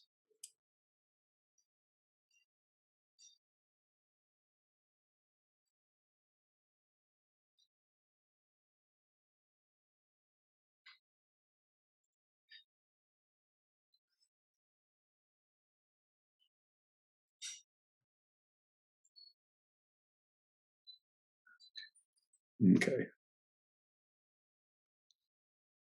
Yep. Looks great, John. Thank you. Okay. Okay, so we know that the Earth is covered by mostly salty water.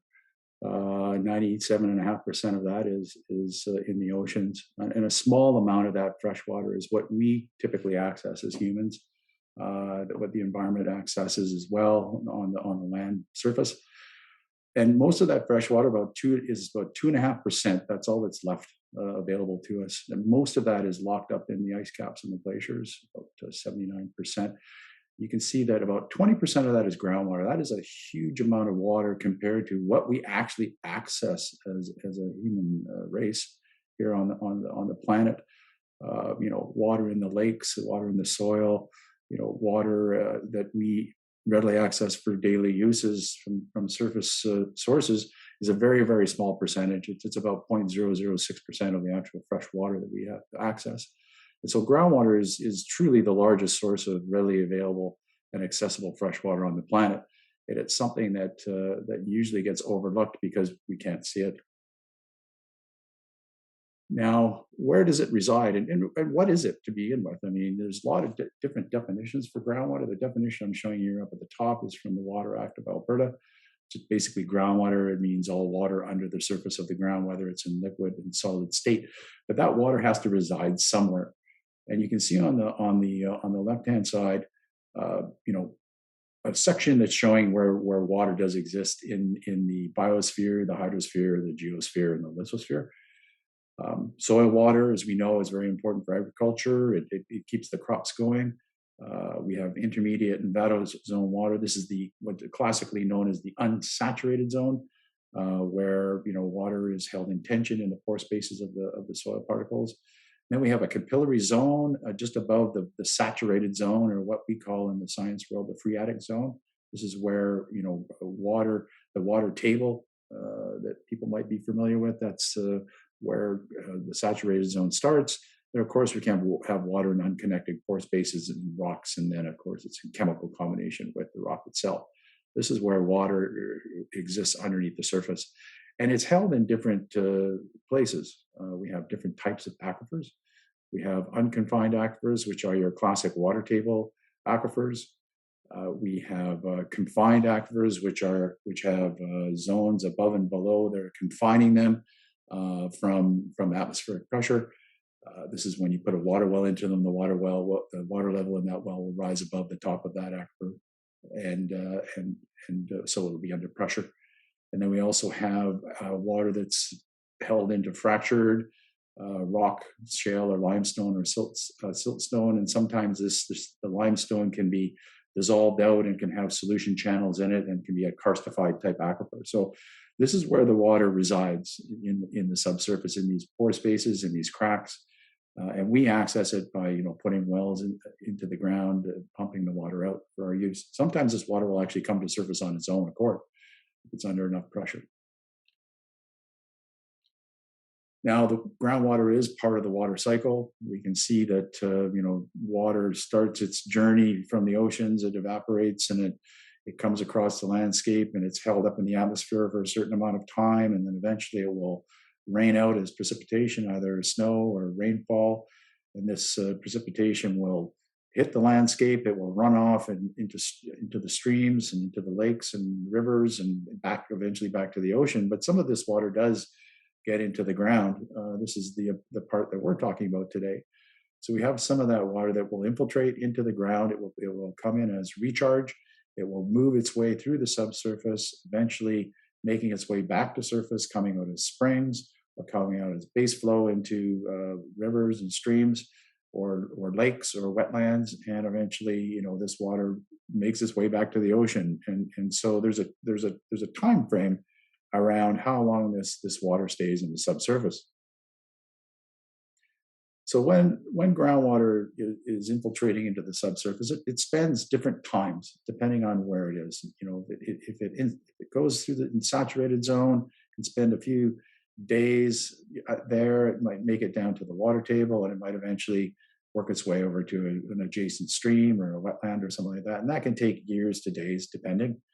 Once we get down into the confined, the deeper confined aquifer systems, this water can exist there for centuries, and even deeper down, it can exist for millennia. What's interesting is there was something in the news the other day about a research group that had identified the oldest groundwater in the world, and it was actually accessed from a mine in Timmins, Ontario. They were down in that mine, and they tapped into a groundwater zone, and they actually age dated the groundwater, and it was 1.6 billion years old. So you can see that groundwater can have very many different time dimensions to it, and it will be influenced by the type of material it's flowing through and how quickly it's moving and what it's interacting with. So we've talked about aquifers, but where are the aquifers in the world? And this is a map showing where we have local shallow aquifers in that yellow color. We have complex hydrological structure aquifers, which are in the green, and then we have the major groundwater basins. And so you can see that a lot of Africa, a lot of Europe, South America have very large aquifer systems, Australia as well, the Great Artesian Basin. When you look up in our part of the world, in North America, in particular in Canada, we don't really have very many major groundwater basins. We might have a little one in Alberta. There's the Pascapoo Formation. We've got much larger systems down in the United States. In the middle, we have the High Plains Aquifer. On the west side, we have the Central Valley Aquifer and some of the aquifers coming down through the Great Basin. And so this is where the groundwater is for the most part. I mean, groundwater is pretty much everywhere around the world, but this is where the major aquifer systems are being mapped. So we talked about how groundwater can interact with the surface environment. We know that they're inextricably linked systems. We know that streams, lakes, and wetlands are fed by groundwater to some degree, and sometimes the surface water feeds into the groundwater system. So that depicts whether it's a gaining system or it's a losing system.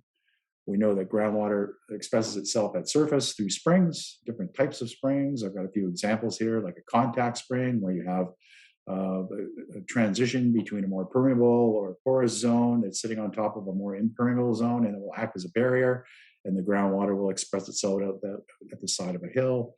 Or you could have some sinkholes that water is coming out of karstified deposits, or fracture zones, things of that nature.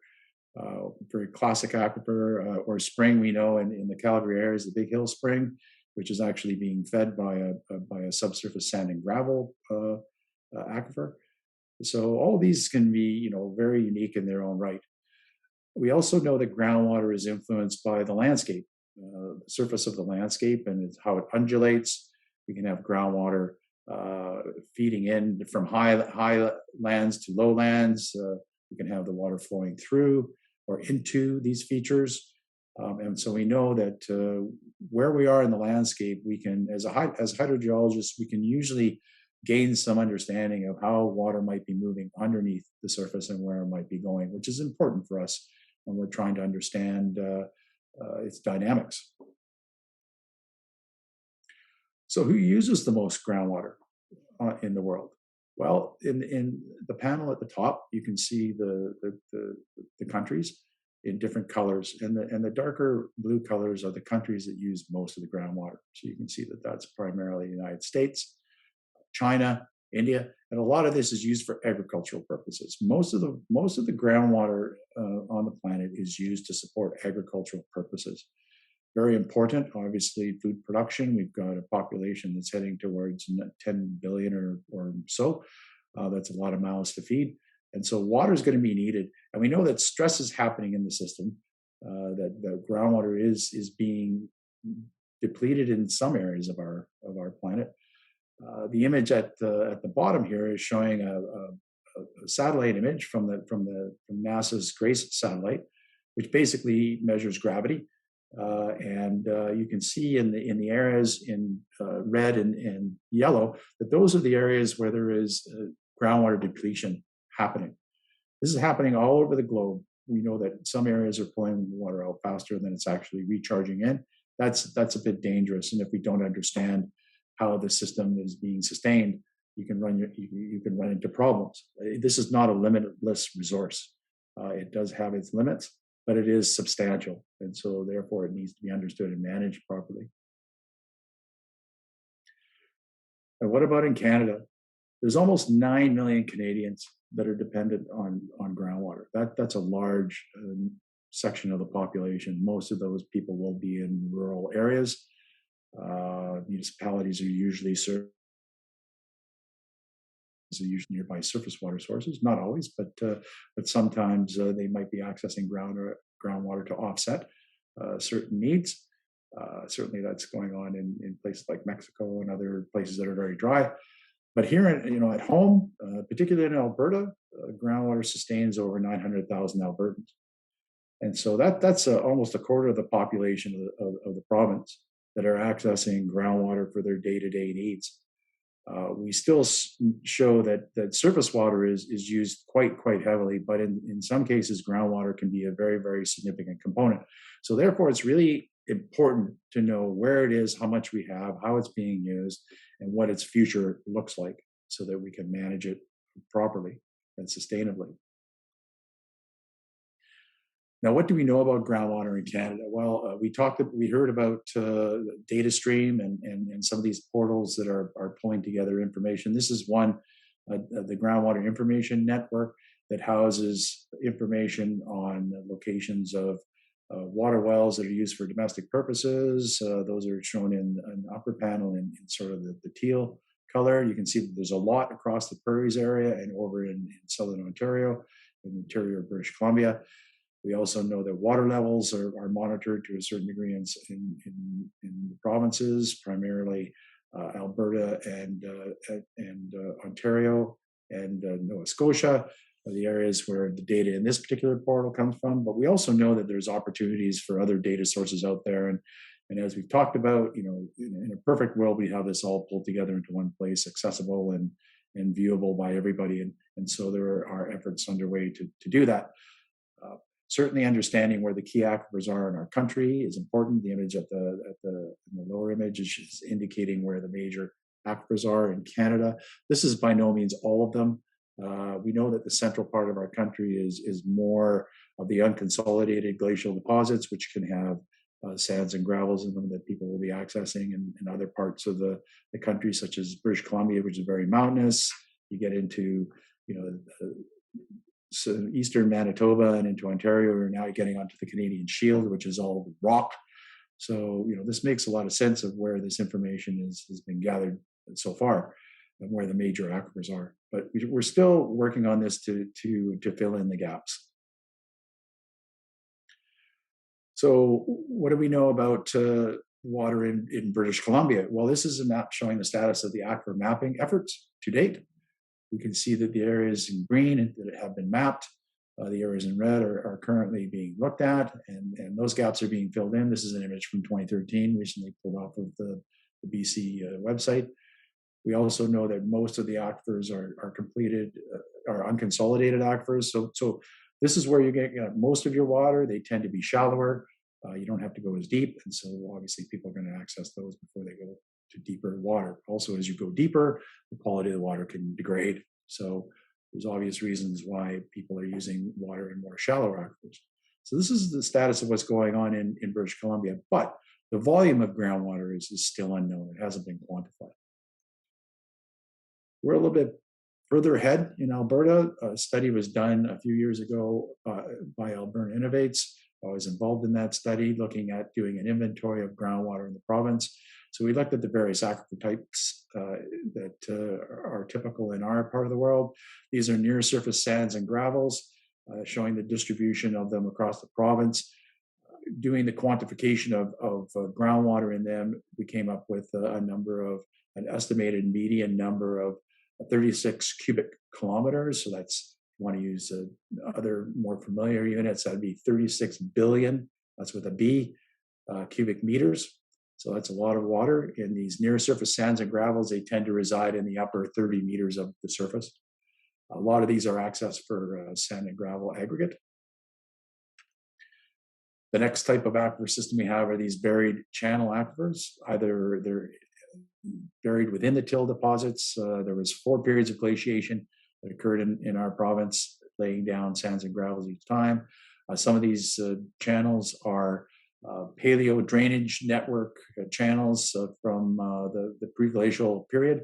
And so you can see that there's some very large channel systems working their way throughout our province. They also contain a lot more groundwater. They are a little bit deeper, but they're still in unconsolidated deposits and are accessed by people for their water wells.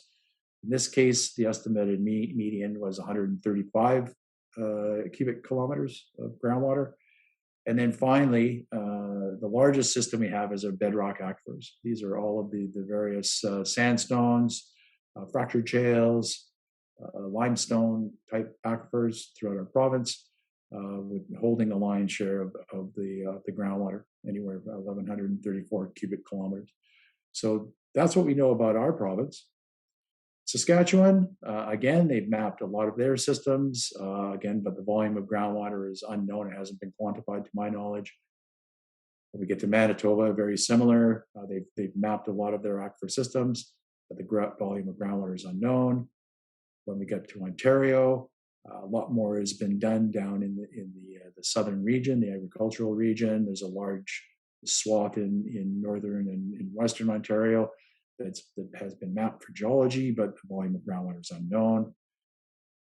Similar with Quebec, the volume of groundwater unknown. More areas have been targeted because of where the population is, but other areas are still a big question mark. When we get out to the maritime provinces, same thing, groundwater volume unknown. Up in the north, very little information. So you can see that the quantification of groundwater in our country is still has a ways to go, but we know that we have significant resources at our disposal. So how is important is water in general to Canada's economic well-being, and knowing that groundwater is an important part of that? This is according to Statistics Canada. More than 90% of the water that's withdrawn in our country goes to support our economy. And groundwater is a significant component of that. And based on just 2019 GDP, this was pre-pandemic, that equates to over $1.5 billion a year. And so that's very significant. And so you'd think that, water being as important as it is, we need to really understand it because it feeds into our economy in a very significant way. So what are some of the threats to our groundwater systems in our country, on our planet? Well, non-point source contamination is one of them. We know that nutrient use in North America can be quite intense. This is showing a map of just of net anthropogenic nitrogen input into the landscape. You can see that a lot of that is in the central United States and central part of Canada. We know that those nutrients are going into the soil. They're being taken up by the plants, but some of them are actually making their way down into the groundwater, and that groundwater will be running off into areas and watersheds. A good example is Lake Winnipeg, and the algal blooms that are happening in Lake Winnipeg that can be tied to some of this agricultural runoff and the nutrients that are going into the lake that is causing it to shift its trophic state. And so we know that when we do things on the landscape, they can have implications, and non-point source contamination is obviously a big challenge that needs to be managed. Nutrient management going forward is a big challenge. Over allocation or over pumping is another concern. I'm showing on the left-hand side, this is the Central Valley of California. It has actually subsided, several meters, up to 9 meters in some cases. Think about it, 9 meters of the land surface dropping because of groundwater being pulled out excessively. And so once you've pulled that water out, you can't get that land surface to come back. It is forever in that state. And so that's obviously a big challenge that's happening in California. And we need to look at these types of analogs to understand the types of things that can happen back at home if we're not careful. On the right-hand side, this is looking at the projected depletion timeframes for the High Plains Aquifer that runs through the central part of the United States. You can see in certain locations, northern Texas and up into Kansas, that the High Plains Aquifer is projected to be depleted by the year 2025. This is primarily because of agricultural diversions and the overuse of water and the overallocation. Transboundary challenges.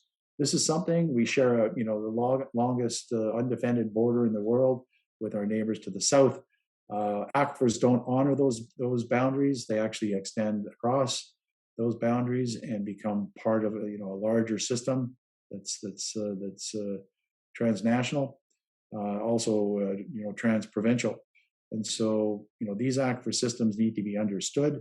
They need to be monitored properly. The International Joint Commission that we have does focus a lot on surface water, the Great Lakes, the Columbia River, but now aquifers are coming into their purview, and they need to map them collaboratively and monitor them accordingly. So we're not overtaxing them, pulling water in from the other side of borders and things of that nature. So very important to have all that information, data and information pulled together in a meaningful way. Climate variability is always a threat. We live in a part of a world that is rarely average conditions. This is showing a tree ring reconstruction of water balance in southern Alberta. This particular tree ring assessment was done from the Douglas Fir that was actually pulled out cord in the Wildcat Hills, just west of Calgary. You can see that there have been periods of extreme wet and extreme dry, and some of these periods and particularly when we're talking about groundwater as a potential water security aspect, we have suffered significant droughts in southern Alberta, with deficits extending upwards of 20 to 30 years. Well, you can imagine, when you have large cities that are reliant on, a small river like the Bow River, for example, and if that water is not available, what is the option? So groundwater becomes a very significant option for drought proofing communities and large municipalities in the event that, large extended drought conditions return. Because what's happened in the past can certainly happen in the future. And we know that climate change is obviously pushing things more in that direction. And so, the thing about climate change is, in our part of the world, we might be getting warmer and we might be getting wetter, but that does not automatically mean more water supply or aquifer recharge. In a warmer atmosphere, more moisture can be held in the atmosphere. More water can evaporate from the land surface. We might get lots of rainfall, but it might be all taken up by the plants and evapotranspire back into the atmosphere and not make it down into the aquifers. And so it's important to understand, how the system responds to this type of change, this type of variability, and that speaks to the need to have very robust monitoring of water levels, things of that nature, to understand how climate is manifesting itself in the water balance, how we are impacting the water systems by taking water out, using it, and so on and so forth.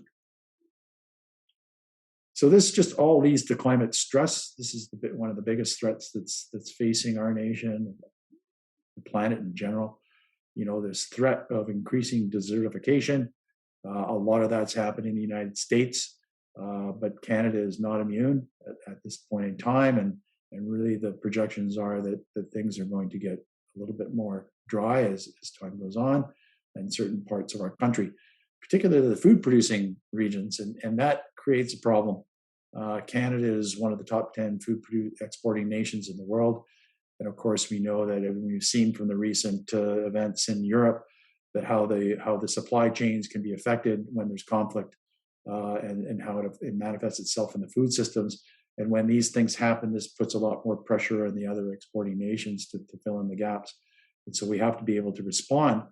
And that basically means we really need to understand our food, energy, and water systems very well, and particularly water. And if we run into problems in this water stress, we need to be able to offset that, and that's where groundwater can be our savior. So what about the future? I mean, this is showing a map of impacts of climate change and human development on Alberta projected out to 2050. This was, again, a follow-on study with Alberta Innovates.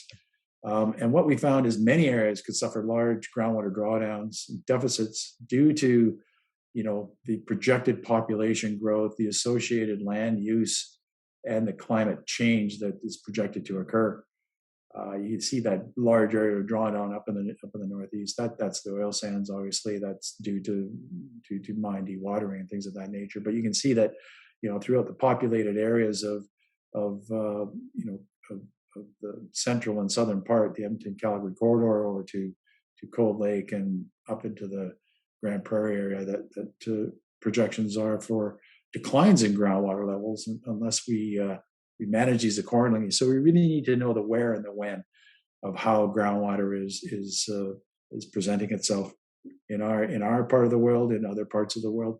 When you think about the stress that's happening in the United States, and how important their economy is to them, very much like us, it's not a far stretch to think that if they start running out of water, they might be coming and asking us for a little bit of support. So we have to be prepared for that.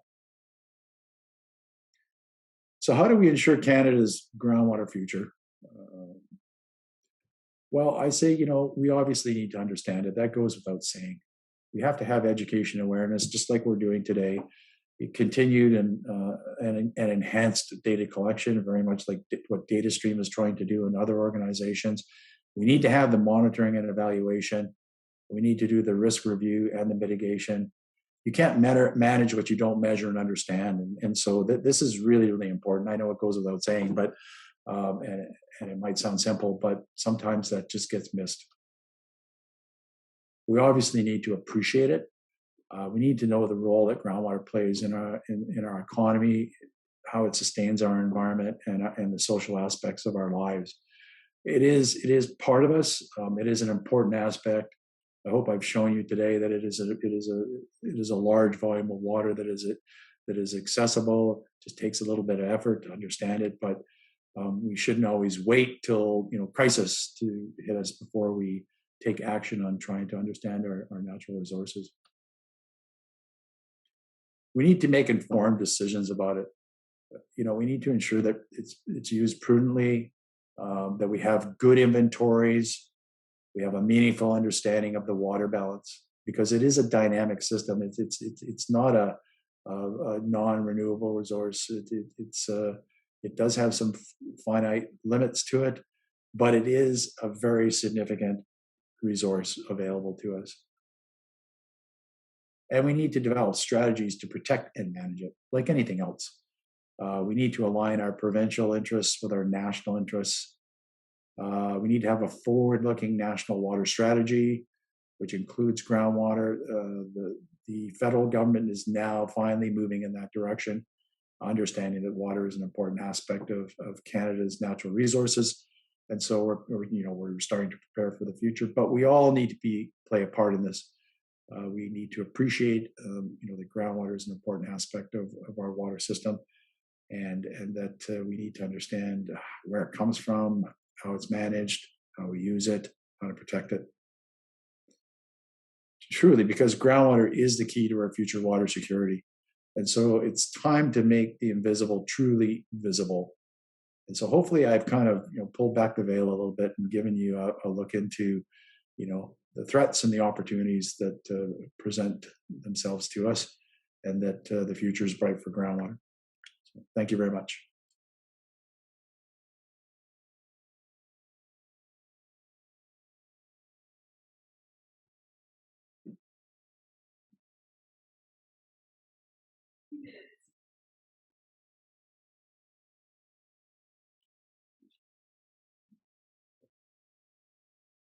Well, thank you so much, John. We truly appreciate you being able to join us remotely today.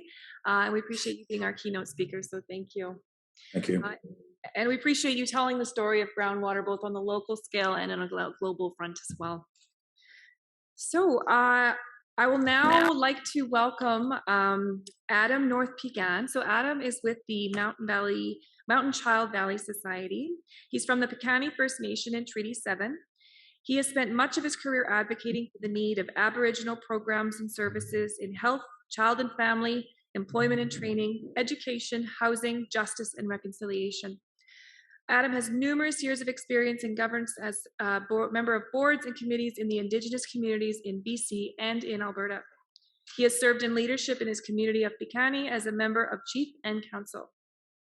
Adam has also held positions in leadership as the Senior Administrator for the Sawasin First Nation in BC, the Chief Executive Officer for the Wesley First Nation in Morley, and the Chief Executive Officer for the Canadian Native Friendship Centre in Edmonton. He is also the president of the 60s Scoop Indigenous Society of Alberta, and under Adam's leadership, the Society is working closely with the Alberta government as well as the Government of Canada to bring about reconciliation for all 60 Scoop survivors in Alberta and across Canada. He is also the national president of the Legacy of Hope Foundation in Ottawa.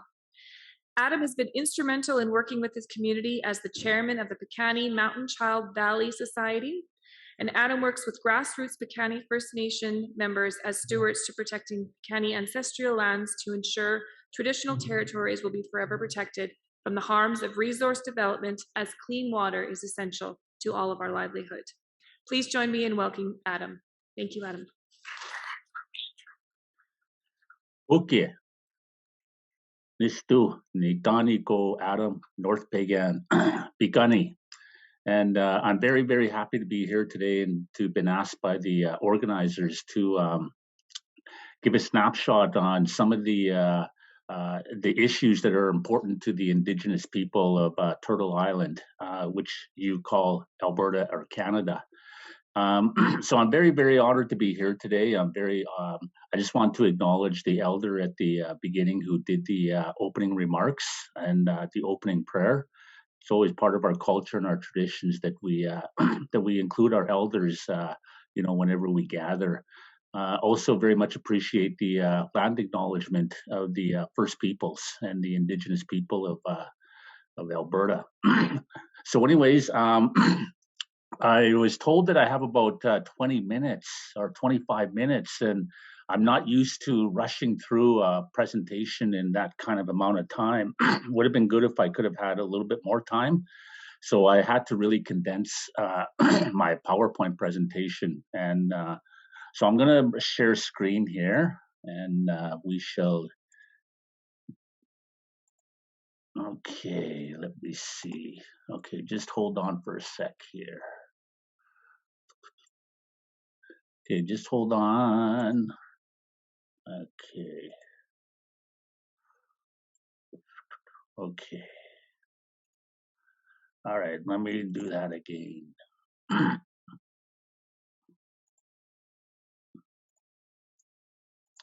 Okay, can everybody see that? Everybody can see that, I assume, correct? Okay, so I am from Piikani First Nation in Treaty 7, and my community is just along Highway 3 between Pincher Creek and Fort Macleod, going west into the Crow's Nest Pass and into the eastern slopes of the southwest corner of Alberta.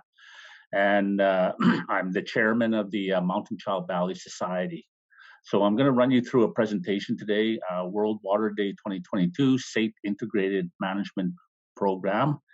Table of contents, purpose of the Mountain Child Valley Society, protecting the environment, Indigenous inclusion, where do we go to from here, MCBS, contact, and I don't know if we'll have opportunity for Q&A, but we'll see what happens.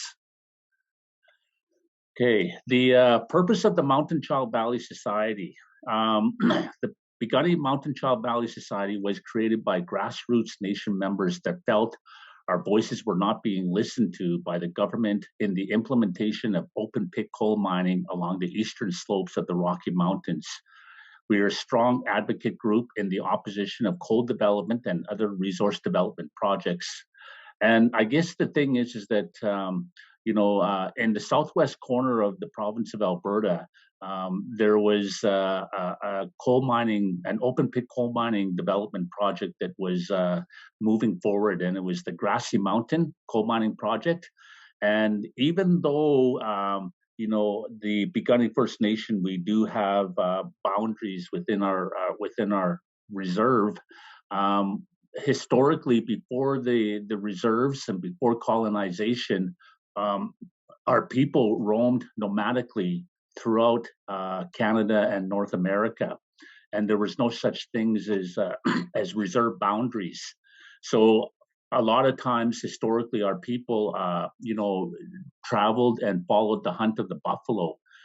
Wherever that went, and a lot of times, within the eastern slopes of the Rocky Mountains, uh, a lot of our ancestors, hunt and gathered and picked their medicinal medicines, within our territory. And so we like to think that, or not like to think, we know that anything off reserve, particularly along the eastern slopes, is our ancestral lands, and we have treaty right to those ancestral lands, even though they're not on reserve, because that is our traditional territory. So we were in the process of feeling that we were threatened with the development of the of coal mine, open pit coal mining on the eastern slopes, and we felt that we needed to do something, to exercise our feelings and how we felt about that coming into our territory, as it would no doubt desecrate the ancestral lands of the Piikani First Nation. So we formed a society, and along with our elders, and the elders bestowed the name to us, which was given to us through ceremony. So we've been very, very busy advocating and lobbying against any kind of threats to the environment. Indigenous concerns in protecting the environment from resource development. Selenium waste in our water through the flow of the Oldman River that runs through the Piikani First Nation. With the whole notion of coal development, we know that there was a risk factor that coal development would leak selenium within the watershed of the Oldman River, and the Oldman River flows through the Piikani First Nation into Fort McLeod, Lethbridge, Medicine Hat, and also into the province of Saskatchewan and Manitoba. And, so we had deep concerns about the potential of that selenium waste in our water. It would impact clean drinking water in Piikani for many generations to come, because once selenium hits the water, there's basically that's a poison, and it poisons our water streams. and it will affect the Piikani First Nation, as well as everybody that's upstream, in the municipal communities of Fort McLeod, Lethbridge, Medicine Hat, and the list goes on and on. Toxicity to the air we breathe as a result of coal dust that will blow through the Piikani and with strong winds. And I'm not sure if any of you have been in southern Alberta, particularly in and around Lethbridge, Fort McLeod, Pincher Creek. When those winds really pick up, they are very strong gusterly winds. And, with the whole notion of potential coal development in the southwest corner of the province of Alberta, that coal would actually, the coal dust would actually blow right through our community, creating, hazardous for, a lot of our people, and especially a lot of our elders and our older people, that are having respiratory problems, and our young kids. Fish and wildlife in our water streams will become extinct due to poisoning of selenium and other toxins. Because even today, a lot of our community members still thrive on, the potential of going out to fish, and even today we're seeing that fish wildlife in our water streams is not what it used to be when we were younger. So we're already starting to see the effects of climate change within our water streams. No doubt, desecration of our historical, traditional, ceremonial hunting and gathering sites in our ancestral lands. And I've already kind of talked to you a little bit about that. Historically, our ancestors, used to hunt and gather and play and have ceremonies, within our traditional territories. So the whole notion of open pit coal mining would completely desecrate, our traditional territory. Resource development is unlikely to provide long-term jobs, tax and royalty revenues to the Piikani First Nation, even though they will beg to tell you differently. But we do know that it would only be a temporary thing, and there would be no long-term commitments, from from government and industry. Resource development, a lot of times, is unable to predict, monitor, and remediate environmental impacts to the environment and to our traditional lands. Desecration of the eastern slopes of the Rocky Mountains, which is ancestral lands to the First Peoples. So if we kind of look at the eastern slopes of the Rocky Mountains, they're beautiful. Right now they're beautiful. The caps of the Rocky Mountains, there's snow caps on there, and they look beautiful. And every time that I look out west, I see the beauty of those Rocky Mountains, and it's and as stewards to the land, we have a responsibility to protect, what was rightfully given to us by the Creator. And that's the beauty of those Rocky Mountains.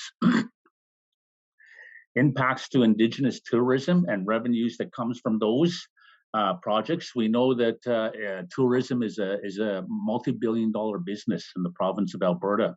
For the Indigenous people, it's a big business as well. And you know what, with the threat of selenium in the water and the toxicity to the air we breathe from the coal dust and the desecration of our ancestral lands will no doubt have greatly impact our ability to thrive on tourism, specifically Indigenous tourism. So we need to be very, very mindful of that as well. Contamination and construction will permanently impact animal migration and cause extensive habitat loss, putting these species at risk for extinction. In southern Alberta, we do have the ability to go out and hunt and still gather food. But with the contamination and construction of resource development projects is a threat to that. And no doubt somewhere down the road we will not see the wildlife that we continue to see in the province of Alberta. There is no scientific proof that selenium can be safely removed. And this has been, told to us by, scientific studies that have been done by, environmentalists, that once the water stream is polluted, especially with selenium, there's no way to extract it. So once it's there for an eternity. And, that's something that we really, really, really need to be conscientious about, when we're exploring any kind of resource development. Negatively impact the Piikani First Nation for our future generations and our ability to protect Mother Earth. And I guess the thing is with the Mountain Child Valley Society, we're there to protect, what is rightfully ours as stewards to the land, not for our people of today, but our children, our grandchildren, our great grandchildren, and for many generations to come. And you know what? We've already noticed, with climate change, how much our waterway through our community has been damaged that can never be repaired. And it's really, really sad to see, what has become of our waterway, that flows through the Piikani Nation along the Oban River. And you know what? If we continue on the chart that we're going, it will be very, very sad to see where things are at 50 years, 100 years, when none of us are really here to see that, but our grandchildren and our great-grandchildren will have to live with the consequences of our actions and our decisions that we make today. So it's a heavy price we will all pay with irresponsible resource development for the Indigenous people and all Albertans. Indigenous inclusion. There's a lot of things that have happened today, with the Indigenous people in Canada, that we really need to be mindful in working with the government of Alberta, the government of Canada, industry, when they try and promote resource development. And some of the things that we need that are important to the Indigenous people, if we were to actually move forward, with responsible, resource development, is we have to take into consideration the Charter of Rights to the First Peoples. Section 35 of the Canadian Constitution that recognizes the Aboriginal and treaty rights of the Aboriginal people in Canada, our inherent rights, treaty relationships to the Crown, implications to the United Nations Declaration of the Rights of Indigenous Peoples, UNDRIP, full implementation of the 94 calls to action from the Truth and Reconciliation Commission. And I guess the thing is that a lot of how industry pushes forward today, with resource development, a lot of these things are not taking into consideration when dealing with the Indigenous people in the province of Alberta and across Canada. And we need to be very, very mindful that when it comes to the First Peoples in Alberta, that government really, really needs to be mindful of taking these into consideration, when they meaningfully engage the First Peoples, because a lot of times that does not happen. And that's why the Indigenous people in Canada, have very much an issue of trust when it comes to dealing with, government and, industry that promotes resource development. And I think that, I don't know if you've all heard of the coal policy committee. They came out with their final report, and they talked about the 1976 coal policy, that was done by the Alberta government in 1976 under the former Premier Peter Lougheed. And in that policy, in that document, there is no mention of the Indigenous people whatsoever, and how they're going to proceed and look at doing things. There's absolutely nothing in there.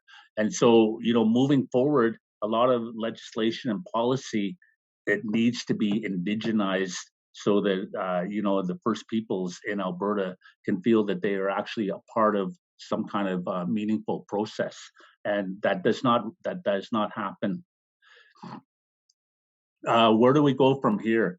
The Mountain Child Valley Society is more than willing to work with the government to explore alternative economic development projects in renewable energy, such as solar wind power projects, to sustain Alberta's economy.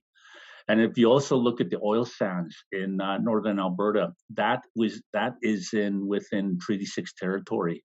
And each time that we put a shovel in the ground, we are desecrating with Mother Earth. And you see the remnants of what is going on in Treaty 8, Treaty 6 and Treaty 8 territory with the oil sands, and it's horrible. It's very, very sad about what is going on. We feel this would be a true partnership in the spirit of reconciliation as we strive towards a better tomorrow for all Albertans. Nor can we ignore that climate change is evolving as we speak, and as a result, we need to protect Mother Earth from further desecration of our grandchildren and great-grandchildren's lives are at risk. And if you look at what happened in the province of BC last summer, with the horrific forest fires, and then probably about, where we lost one community, which was Lillooet, because of the forest fires that happened. And then about 4 months later, when fall, winter hit the province of BC, there was enormous flooding that had happened. The flow of water, had basically desecrated, a lot of the city of Abbotsford, and that's all as a result of climate change. And why does climate change happen? Because we are not taking better care of Mother Earth. We take Mother Earth for granted, and that is something that has to stop. We need to be able to, to be more cognizant about, the things that we do. We need to begin seriously thinking about developing projects that are friendlier to the environment. MCBS contact Adam North Pagan. I'm the chairman. 780-935. Vanessa Wanao is the vice chair, and that's our email address. And we are on Facebook.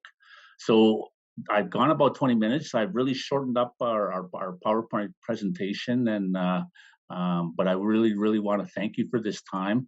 I really want to thank you for the opportunity, and I want to thank the organizers that put this on and asked for Indigenous, presentation to be a part of this day today. So thank you.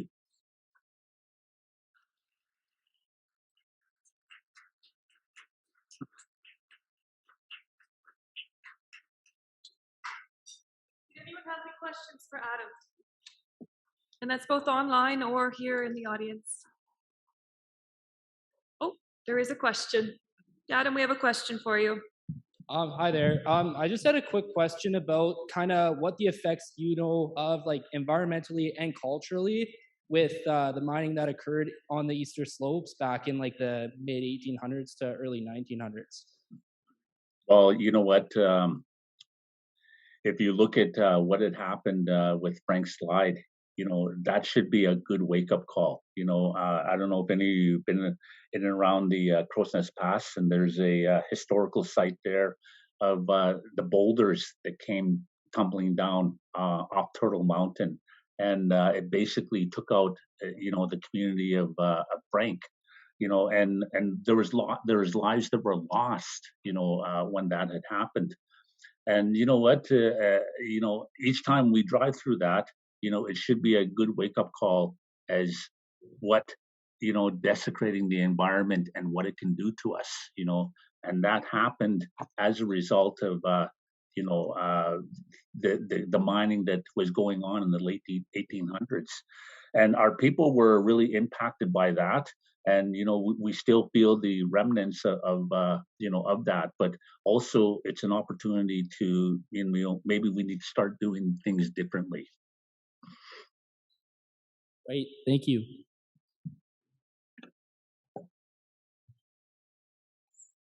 Any other questions for Adam? Oh, I've got another student asking a question. Come on down. Here, Adam, we got another question for you. Hello.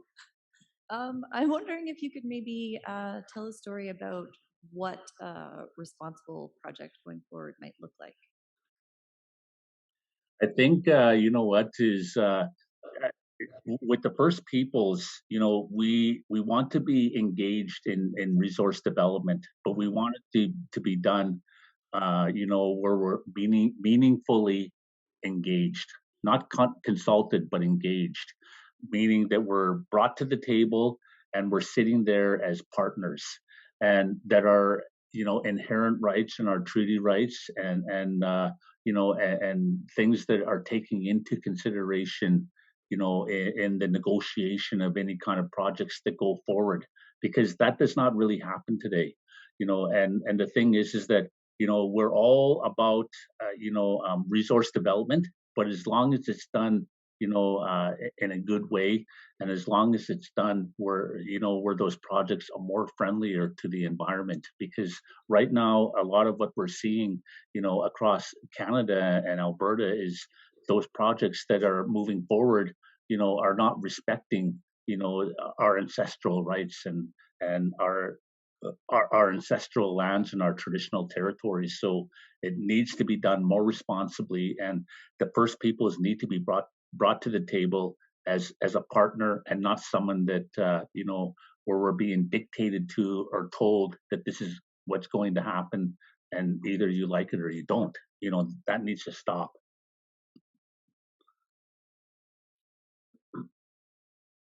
I think we might have an online question.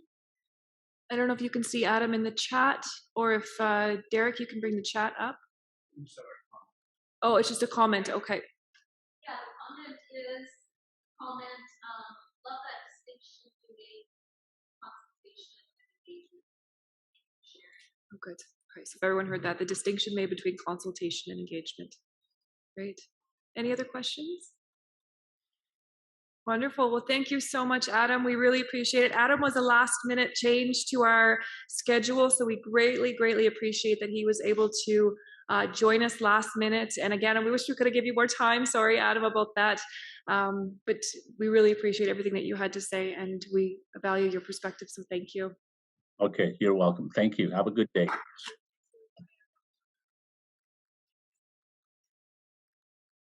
I think we have a few minutes right now, so we have 5 minutes. So I'm just going to offer the people the opportunity to stand up, go get a drink, take a break. And also I wanted to point out there is a photo booth set up by our wonderful water club students just outside and to the right. We'd appreciate it if you take a picture and put some hashtags on. There's some suggestions for hashtags to promote the event today. So thank you so much. We'll reconvene in 5.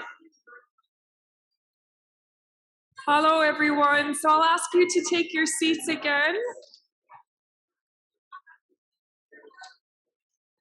Hello.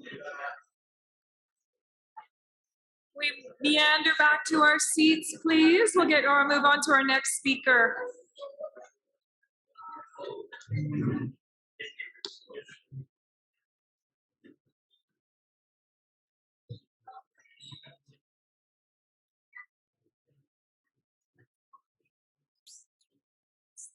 Their way back.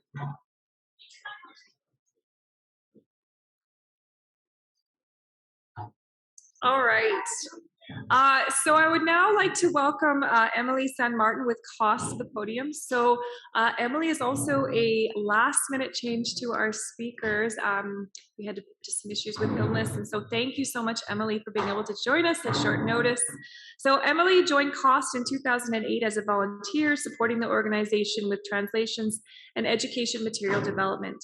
In 2010, she joined the staff as a global WASH advisor for French-speaking Africa, Haiti, Peru, and Guatemala.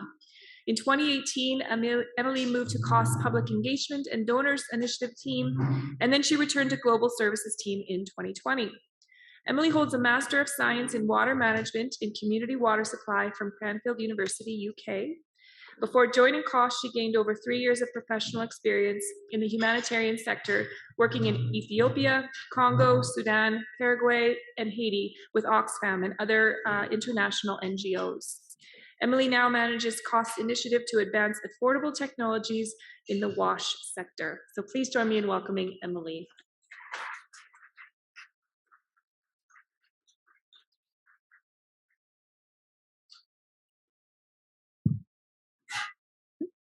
Hi, everyone. Thank you for having me here today. I love to, first of all, it's been over 2 years since I've done something like that. I'm like, whoa, that's scary. I love to start anything I do with a change of energy. So I would like for you, all of you to stand and stretch.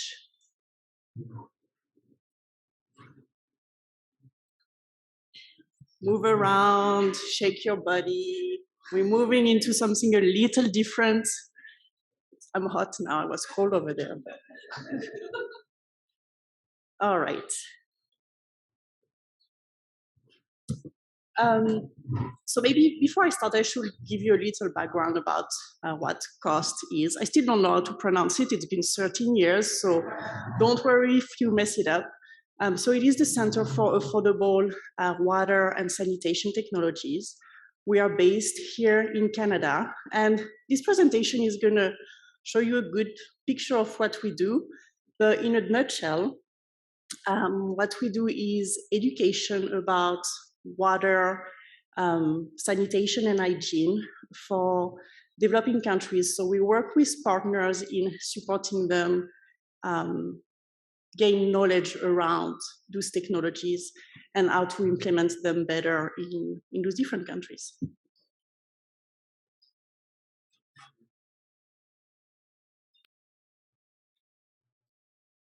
Sorry, technology.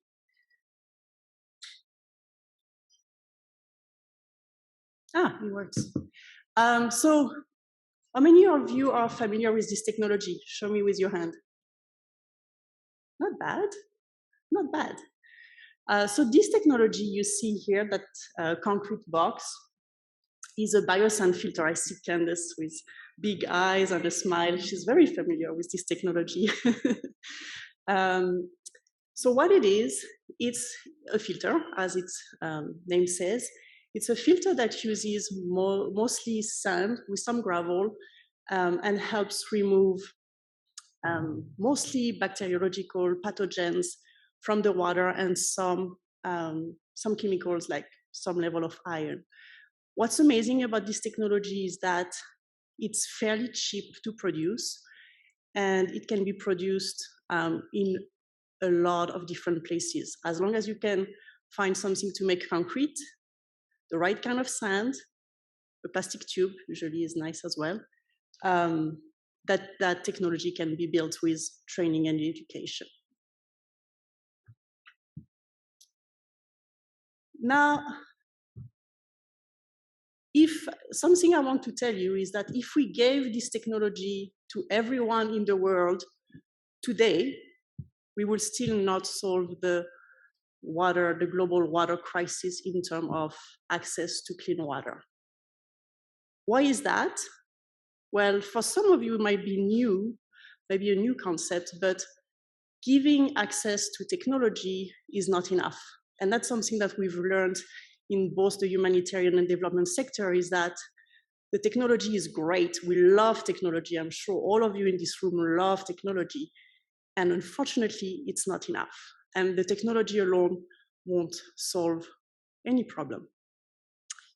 Why is that?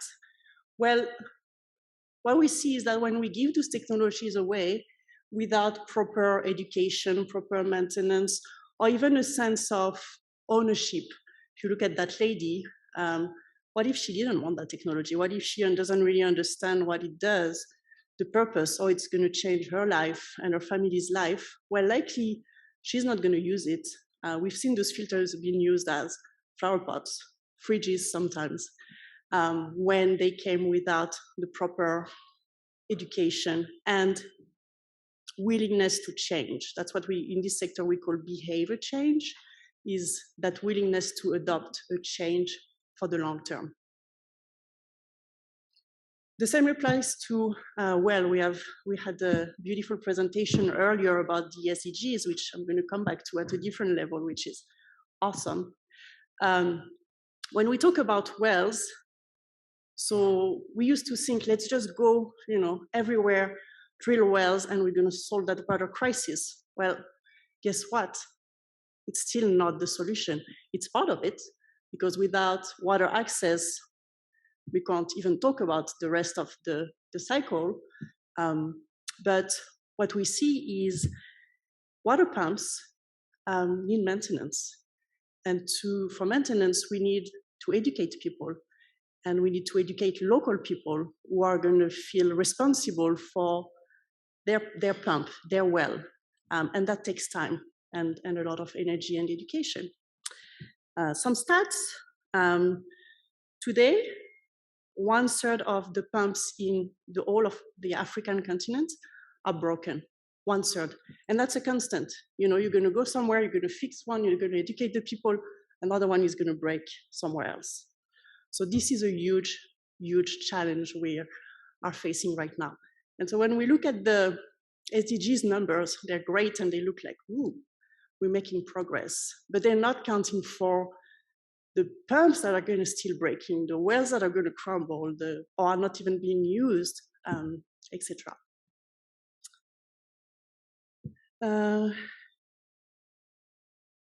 So yeah, many people out there still think that the technology is the answer, and it can't be the answer without people. People is the hard part, but also the solution. Bringing them together with technology to make a sustainable change.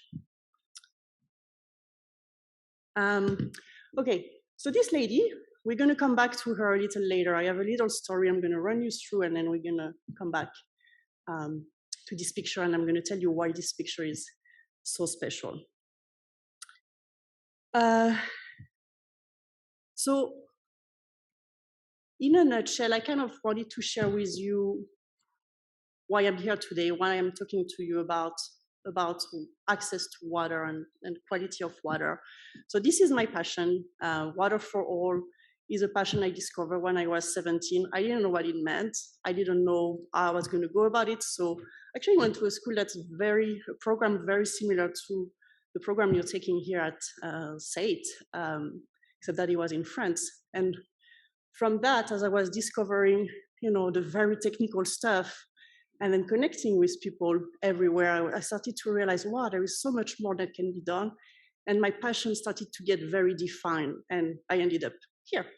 That's where I am. But I guess this is an encouragement for you to keep looking for your passion, and we're going to get back to that today. So, here we go.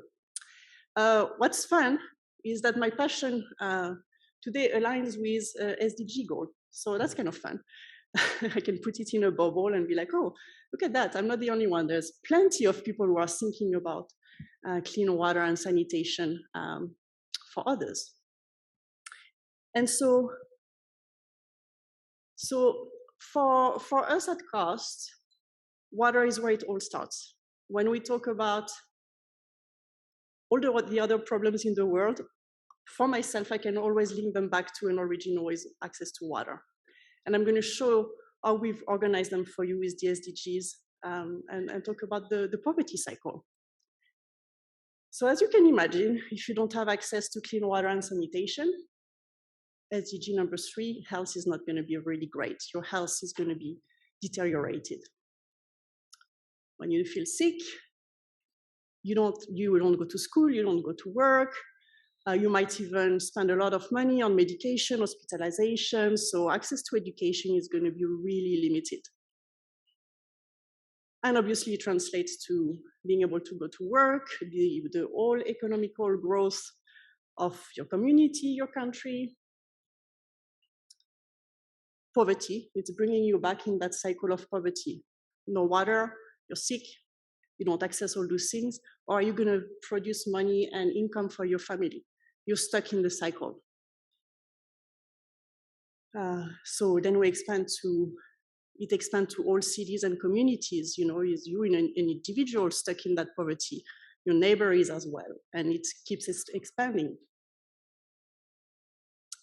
Brings us to the responsible consumption and products. That's kind of a little on the side, but not so much.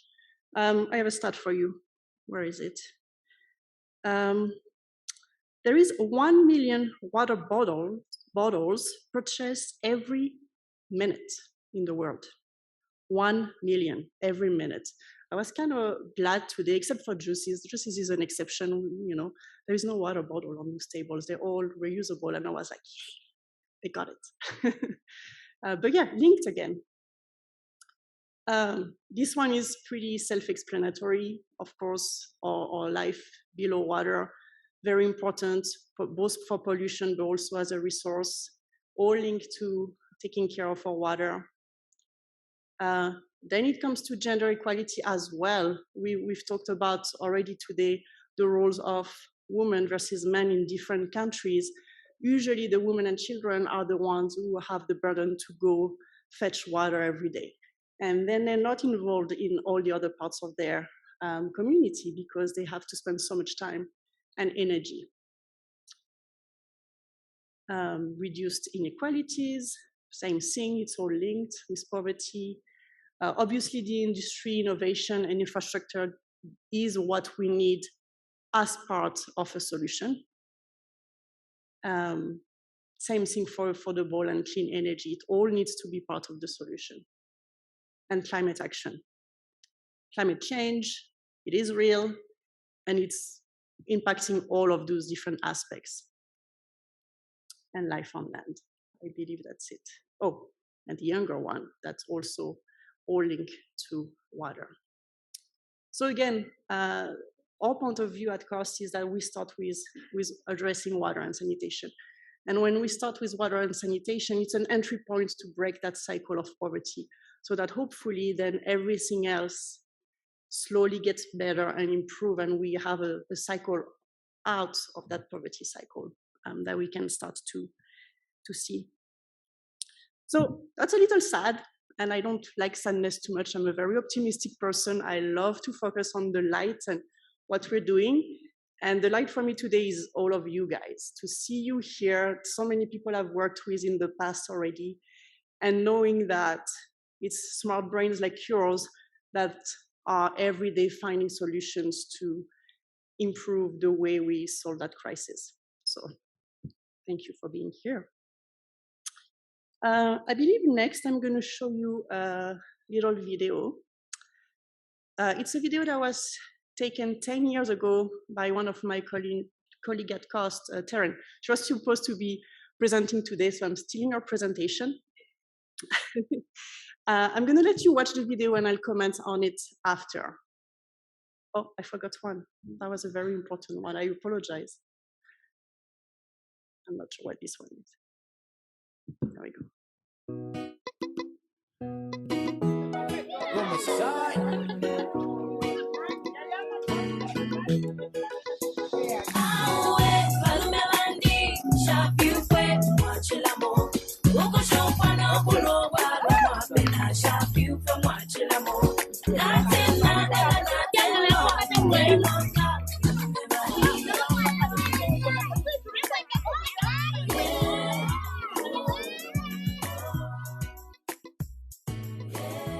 My name is Gladys Palabella.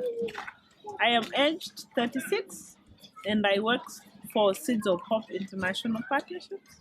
COST works with Seeds of Hope International Partnerships in Ndola, Zambia.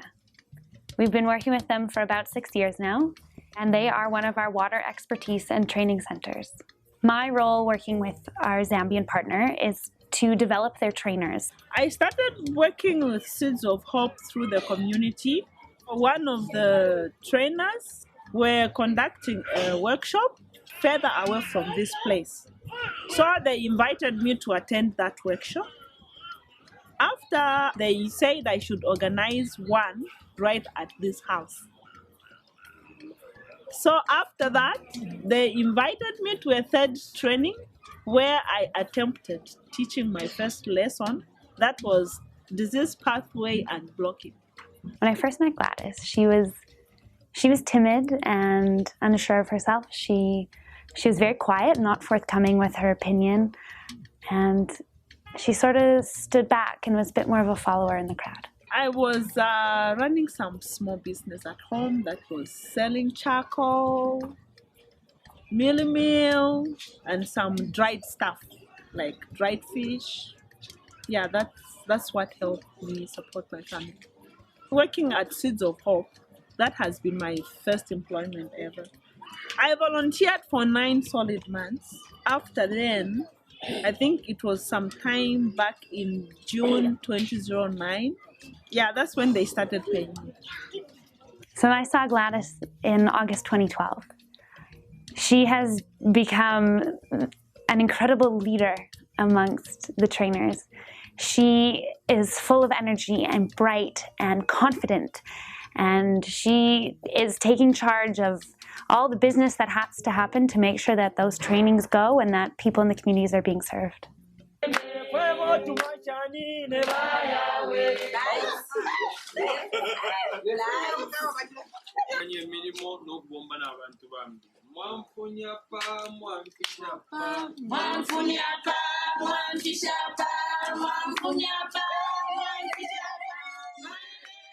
Our local partner, Seeds of Hope, had recognized the need for community health promoters. They wanted people in the communities who could go to each other's homes and check in on how their hygiene is going, and are people washing their hands?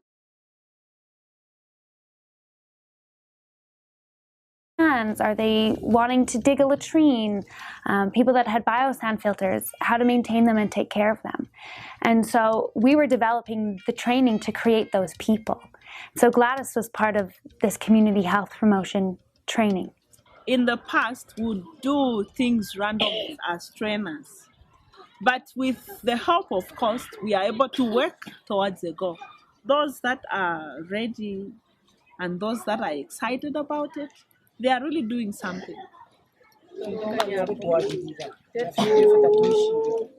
My name is Constance. Doreen Mwendane. Yes, yes, Kasoma. Rosemary Mumbi.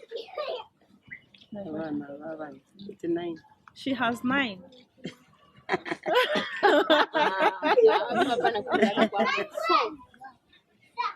Seven. We are always down there with the people in the community. So we see those problems and we see those issues. So during program development, we try to bring in all those stuffs that we see from the community and address them. Natambira okuwamya munganda okulasunya menshi kuri sanifyuta so nalisangamu obusuma ichimbusu twalimba nalisambira kono kutampa okuwamya palubanza nokuwamya munganda nokupika pa fyakulya twalikwata omwe akusambira twalikwata toilet na tip-tap twalipanga na fyuta tulaisunga febwino na diarrhea takwaba Mabwaba, bantu isho nale ikala lulya, na ifyo nde ikala no fyachinja. Nali asambilirako ukusunga bwinwe nganda, ubusaka mu nganda. Ero no kupika pa fyakulya. Nali umfa bwino sala nale fa fyachilimbira 2 weeks tulesambira. They are really doing something. Because some of them, they even work with clinics. So they are able to implement some of the things that they get from us. They are able to implement it. So no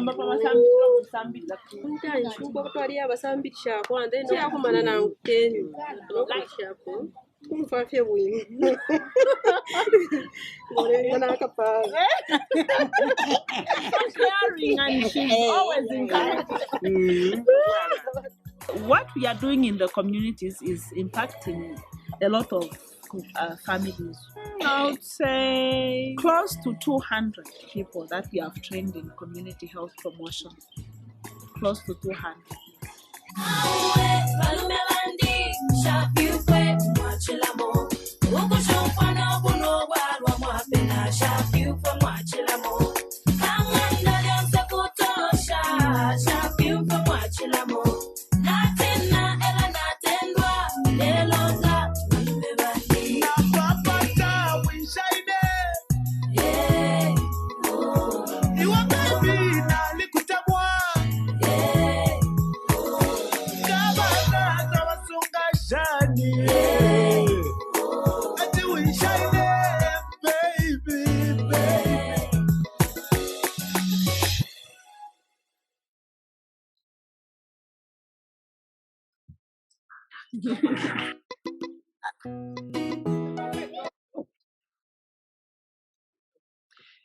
So yeah, pretty amazing. So this is, as I said, it's a 10 years old video, but it's a really good way to illustrate the work we support at cost, which is helping those local organizations empower the local populations to take ownership of their change.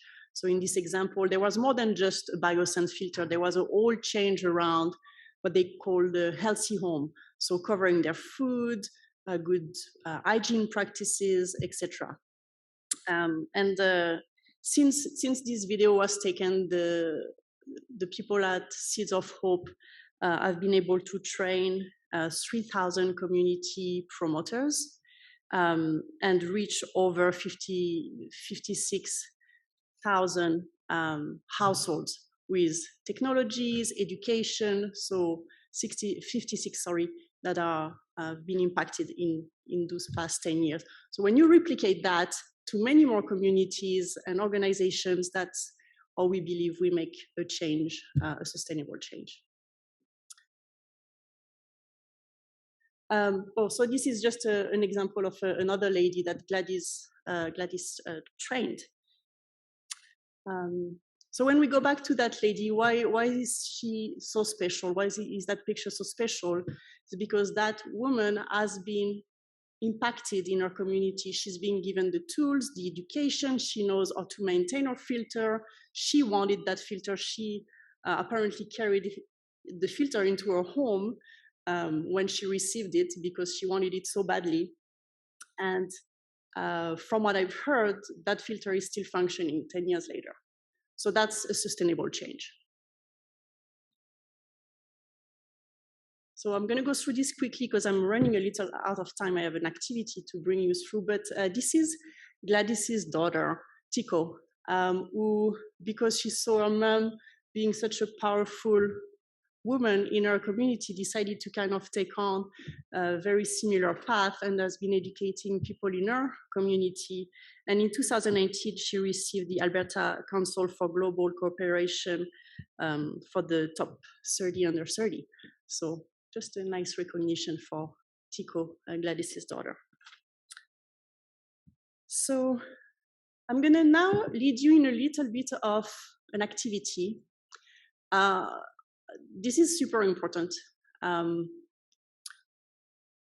think a lot of you here are kind of, the beginning of maybe a career, a life you're gonna choose for yourself. And something I'm really grateful for is that I chose a career that's, because it's a passion, I wake up every morning and I'm just so happy to show up at work. And unfortunately, it's not the case for the majority of people.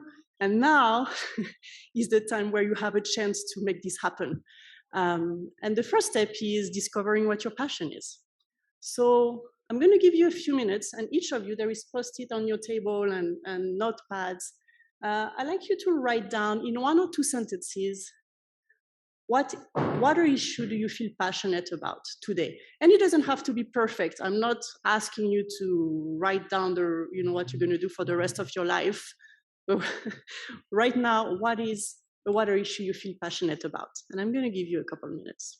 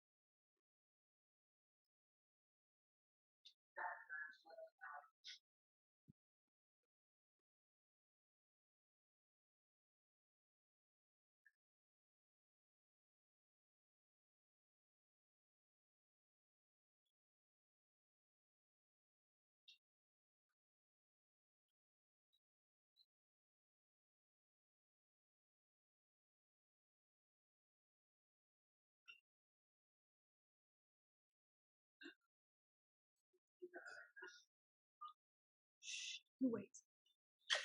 Yes, we will. We will do the second question too. No. But you can if you want. You need to follow the steps.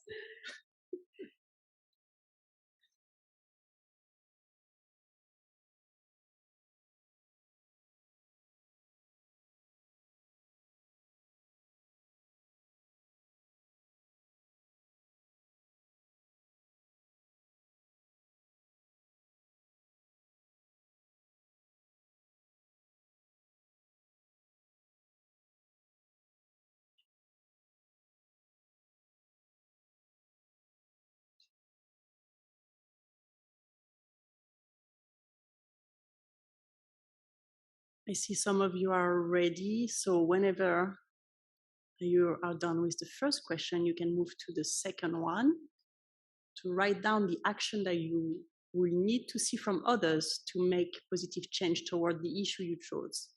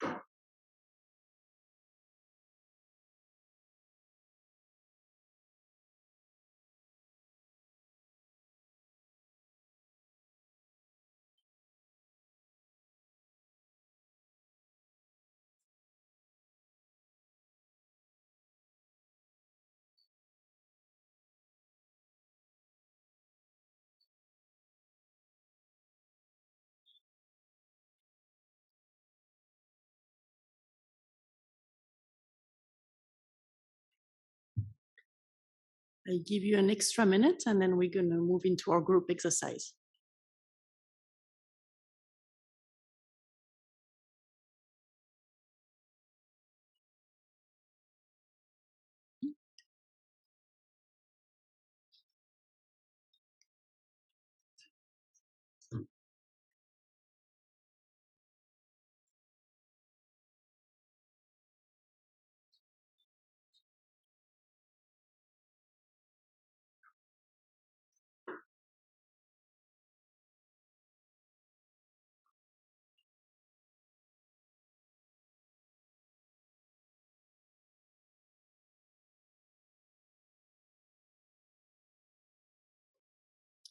All right, so here is what we have: about 15 minutes left in total. And I want to keep some time at the end for sharing. So really we have 10 minutes to go through that group exercise. So at your table, you're gonna be sharing your water purpose, your passion. And you're gonna come up as a group and you're gonna pick one of the actions mentioned on the table and discuss it and come up with ideas about how you could encourage that action. Any kind of feedback for that person, any ideas you may have, and then we're going to keep shifting until we're out of time, and we're going to have a bit of a share. So be prepared to pick one action per table, this the one you think is more relevant, and quickly share it at the end of that activity. Does that make sense for everyone? See no objection, yeah. We do have flip charts, so if for your big actions you want to use flip chart paper, it's available at the corner table for your group, so feel free to go pick it up, or we might even pass around and distribute it. So go ahead, make the room noisy, start chatting.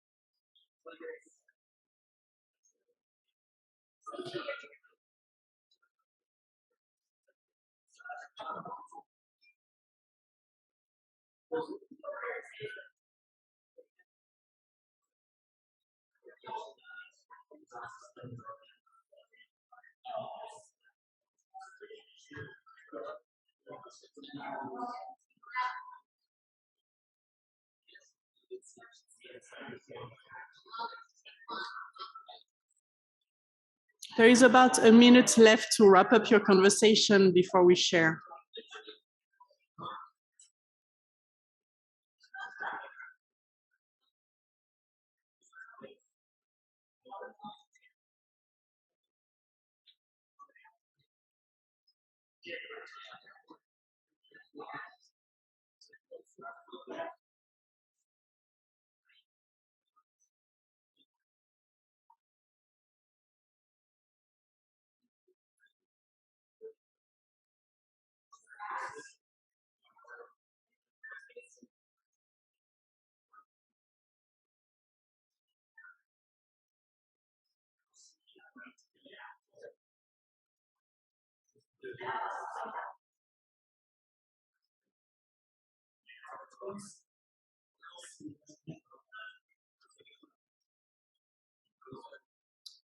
All right, everyone, I need your attention. Sorry for interrupting. I'm sure you've had many great conversations, and I'm very inspired by the different things I've heard walking around the room, and I hope will encourage more conversations. But we just have enough time to go through each table and hear one of the actions that really inspired your group and that we would like to share. Do we have a table who would like to go first? Yes, I have a microphone. Yeah? Do we need a microphone?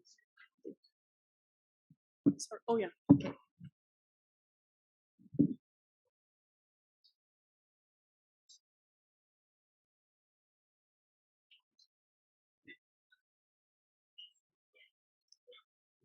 So my name is Julian Munoz with Higher Ground Consulting. My background is water management, production engineering. I spent just over 8 years at Petronas. One of the biggest things for me, my passion is the reuse of produced water versus pulling fresh water sources.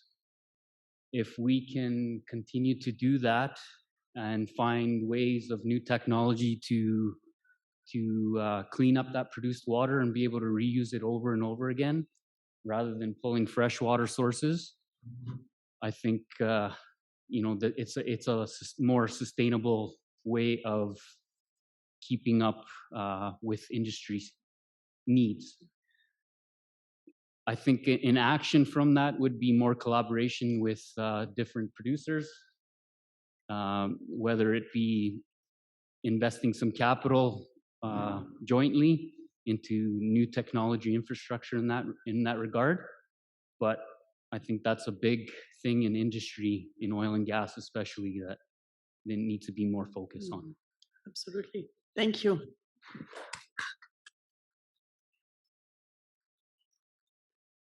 Is there another group who would like to share?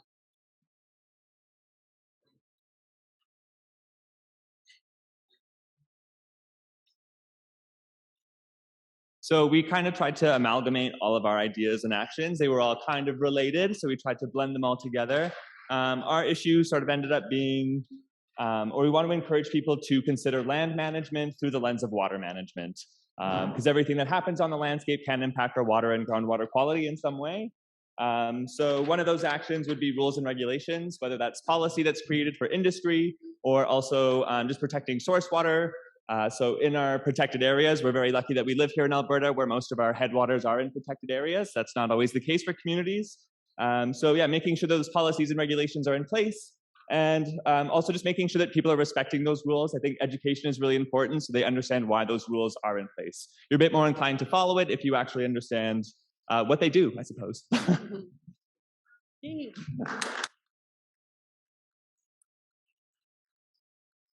Thank you.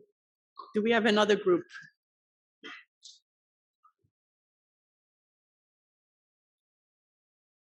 All right. Hey, I'm Zach.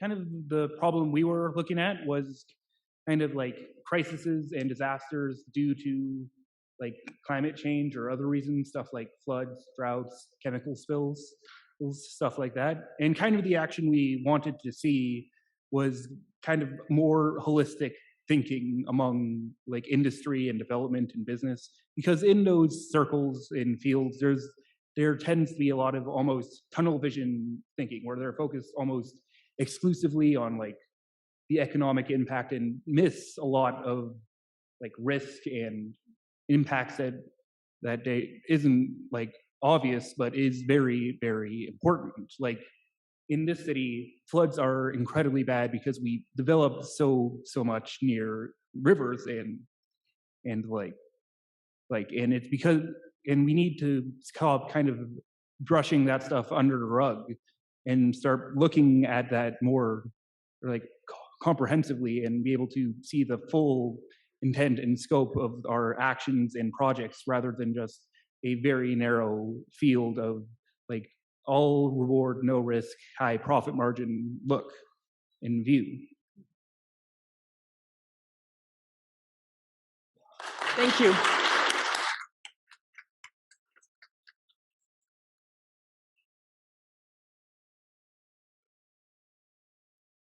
Of course, we love water. And we were focusing on advocacy and water in indigenous community here in Canada. We need to focus more and help them more to, give them treated water so they can have access to fresh water. And moreover, we all should be accountability for personal water quantity. That is like showers and lawn irrigations in summer. And we all should, take control of that. Thanks. Thank you.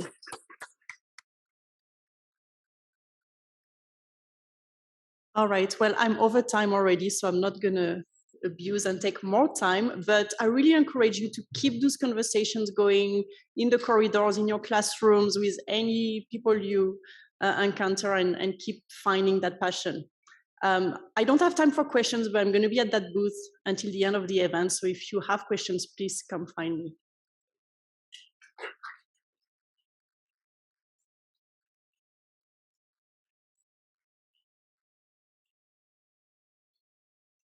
Thank you so much, Emily. We really appreciate that. And I think everyone appreciates the interactive sessions. Just a good break up for the day. So thank you. Hopefully got you all thinking as well. So it's now time for a coffee break. So there's coffee and tea in the back, as well as cookies and other refreshments. Please make use of the photo booth. We'd love to see your photos. Oh, yes, and we're also, yes, thank you, Lisa. Lisa's interrupting me. I also wanted to say thank you to our online audience who joined us. I know I didn't mention at the beginning, but this is a hybrid event, so we have all of you wonderful people here, but we also have people joining us online. And so we want to say thank you so much for tuning in. We greatly appreciate it.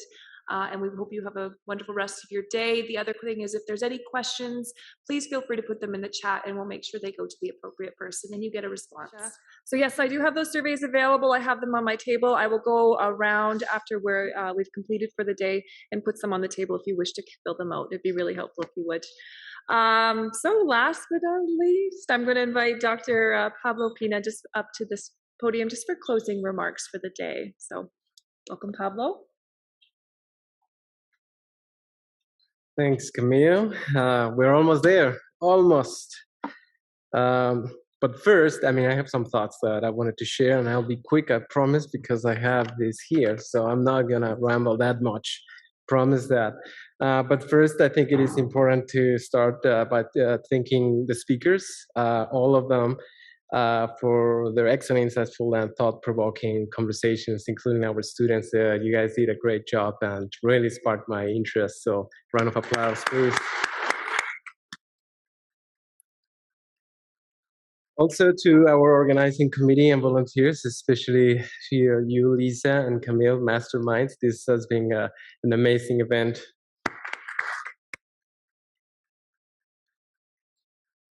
And most importantly, I would like to thank you all, the participants. Your presence, inputs, ideas, and discussion through the day is at the core of the events like this one, to inspire action toward water sustainability or water and sanitation for all by 2030. All right, so now my evil agenda in this one. It's been a long day, I know. So I'm not gonna make a summary of what we discussed today. I think we all, all over the place in a great way. It's amazing to see the breadth and depth that we can dive into water. Hence integrated water management. I just want to have some ideas, obviously, from the point of view of education. So our world is moving faster and faster. That's the legacy of a hyper-connected society. I say this all the time. I know. We are in the era of innovation and disruptions. That's no longer, I guess, while me growing up, that was a pretty awkward, weird topic. Now it's an expectation. We are asking for innovations. We want to be disrupted, and that's now something that we strive for, and we really want to empower. I guess the emerging citizens, I guess professionals in that area. But how? Well, part of this is understanding. This is related to some examples: artificial intelligence, robotics, or automation, the Internet of Things, genetic engineering, quantum computing, and more. So what does it matter to talk about water sustainability in a place like SAIT, knowing that those are big elements, especially for a prosperous society like where we are in Canada? Well, our students, as Laura mentioned, we've been through COVID now. It's pretty proof concept that we live and learn in a digital world of global networks. Intelligent machines, immersive technologies, and multi-user virtual environments are kind of the common denominator. And we're kind of going through this hybrid stage or transition. Okay, how do we now embrace that and keep our, I guess, need for a face-to-face connection as well? How we choose to embrace innovation and disruption will define not only our local social and economic prosperity, but our ability to help or positively contribute to any sustainable development goal. In Canada, and Alberta in particular, we are very lucky. We are fortunate to be building from a position of strength, as our region has one of the leading traditional education systems in the world. That's a trade-off too, and for now. The ability for today's learning systems to transform to meet emerging demands remain widely debated because education is one of the most change-resistant institutions in society, and boy, I know that. We need to how can we be creative to put things that are not necessarily nimble, like it makes sense for checks and balances for an educational institution like SAIT. How can we add innovation as well, like that can be adaptable quickly? We need to see education as a common thread through society and our lives, not just in kindergarten to grade 12 and accredited educational institutes. This is now a life journey. Education is in employers, professional associations, business ecosystems, and in the hands of individual learners. We are all in this all together, obviously, but it's not a linear pathway. It's all about understanding that we need to be learners, live learners now. The way people learn, in short, are incredibly the ways people learn. We all, in short, are incredibly complex, and there's enormous potential to affect wide change by evolving our learning system. The equation of education, talent development, and water sustainability seems really relevant now more than ever. We want to help mentor engaged and adaptable professionals in this rapidly evolving world. We need to help you understand the diverse career opportunities available and on the horizon in water, while embracing the education and training required to navigate your careers. Again, this is just part of the journey. In this world, learning should be experiential. Well, part of it, of course, and with ample opportunities to build professional networks and mentorships. I think the future, I know we tend to, I think to Emily's point, sometimes we tend to bog down into, it's very daunting and complex, emerging, we need to react. But yes, it could be complicated, it could be complex, but very exciting and bright and engaging. It should be, especially in a place like this, So I wanted to thank you all. This has been a huge success. Again, this is one of my favorite days of the year. I'm happy to see you finally face to face, and many of you online as well. And that's it. Please, if you can, stick around for our student club industry night. I promise it's going to be great. And there's another incredible event happening in June. If you can engage with the water community, the Canadian Water Resources Association will be celebrating 75 years, and it's going to be a pretty incredible gathering of water professionals in the country in Canmore, Alberta, early June. So thank you all, and I think that's about it.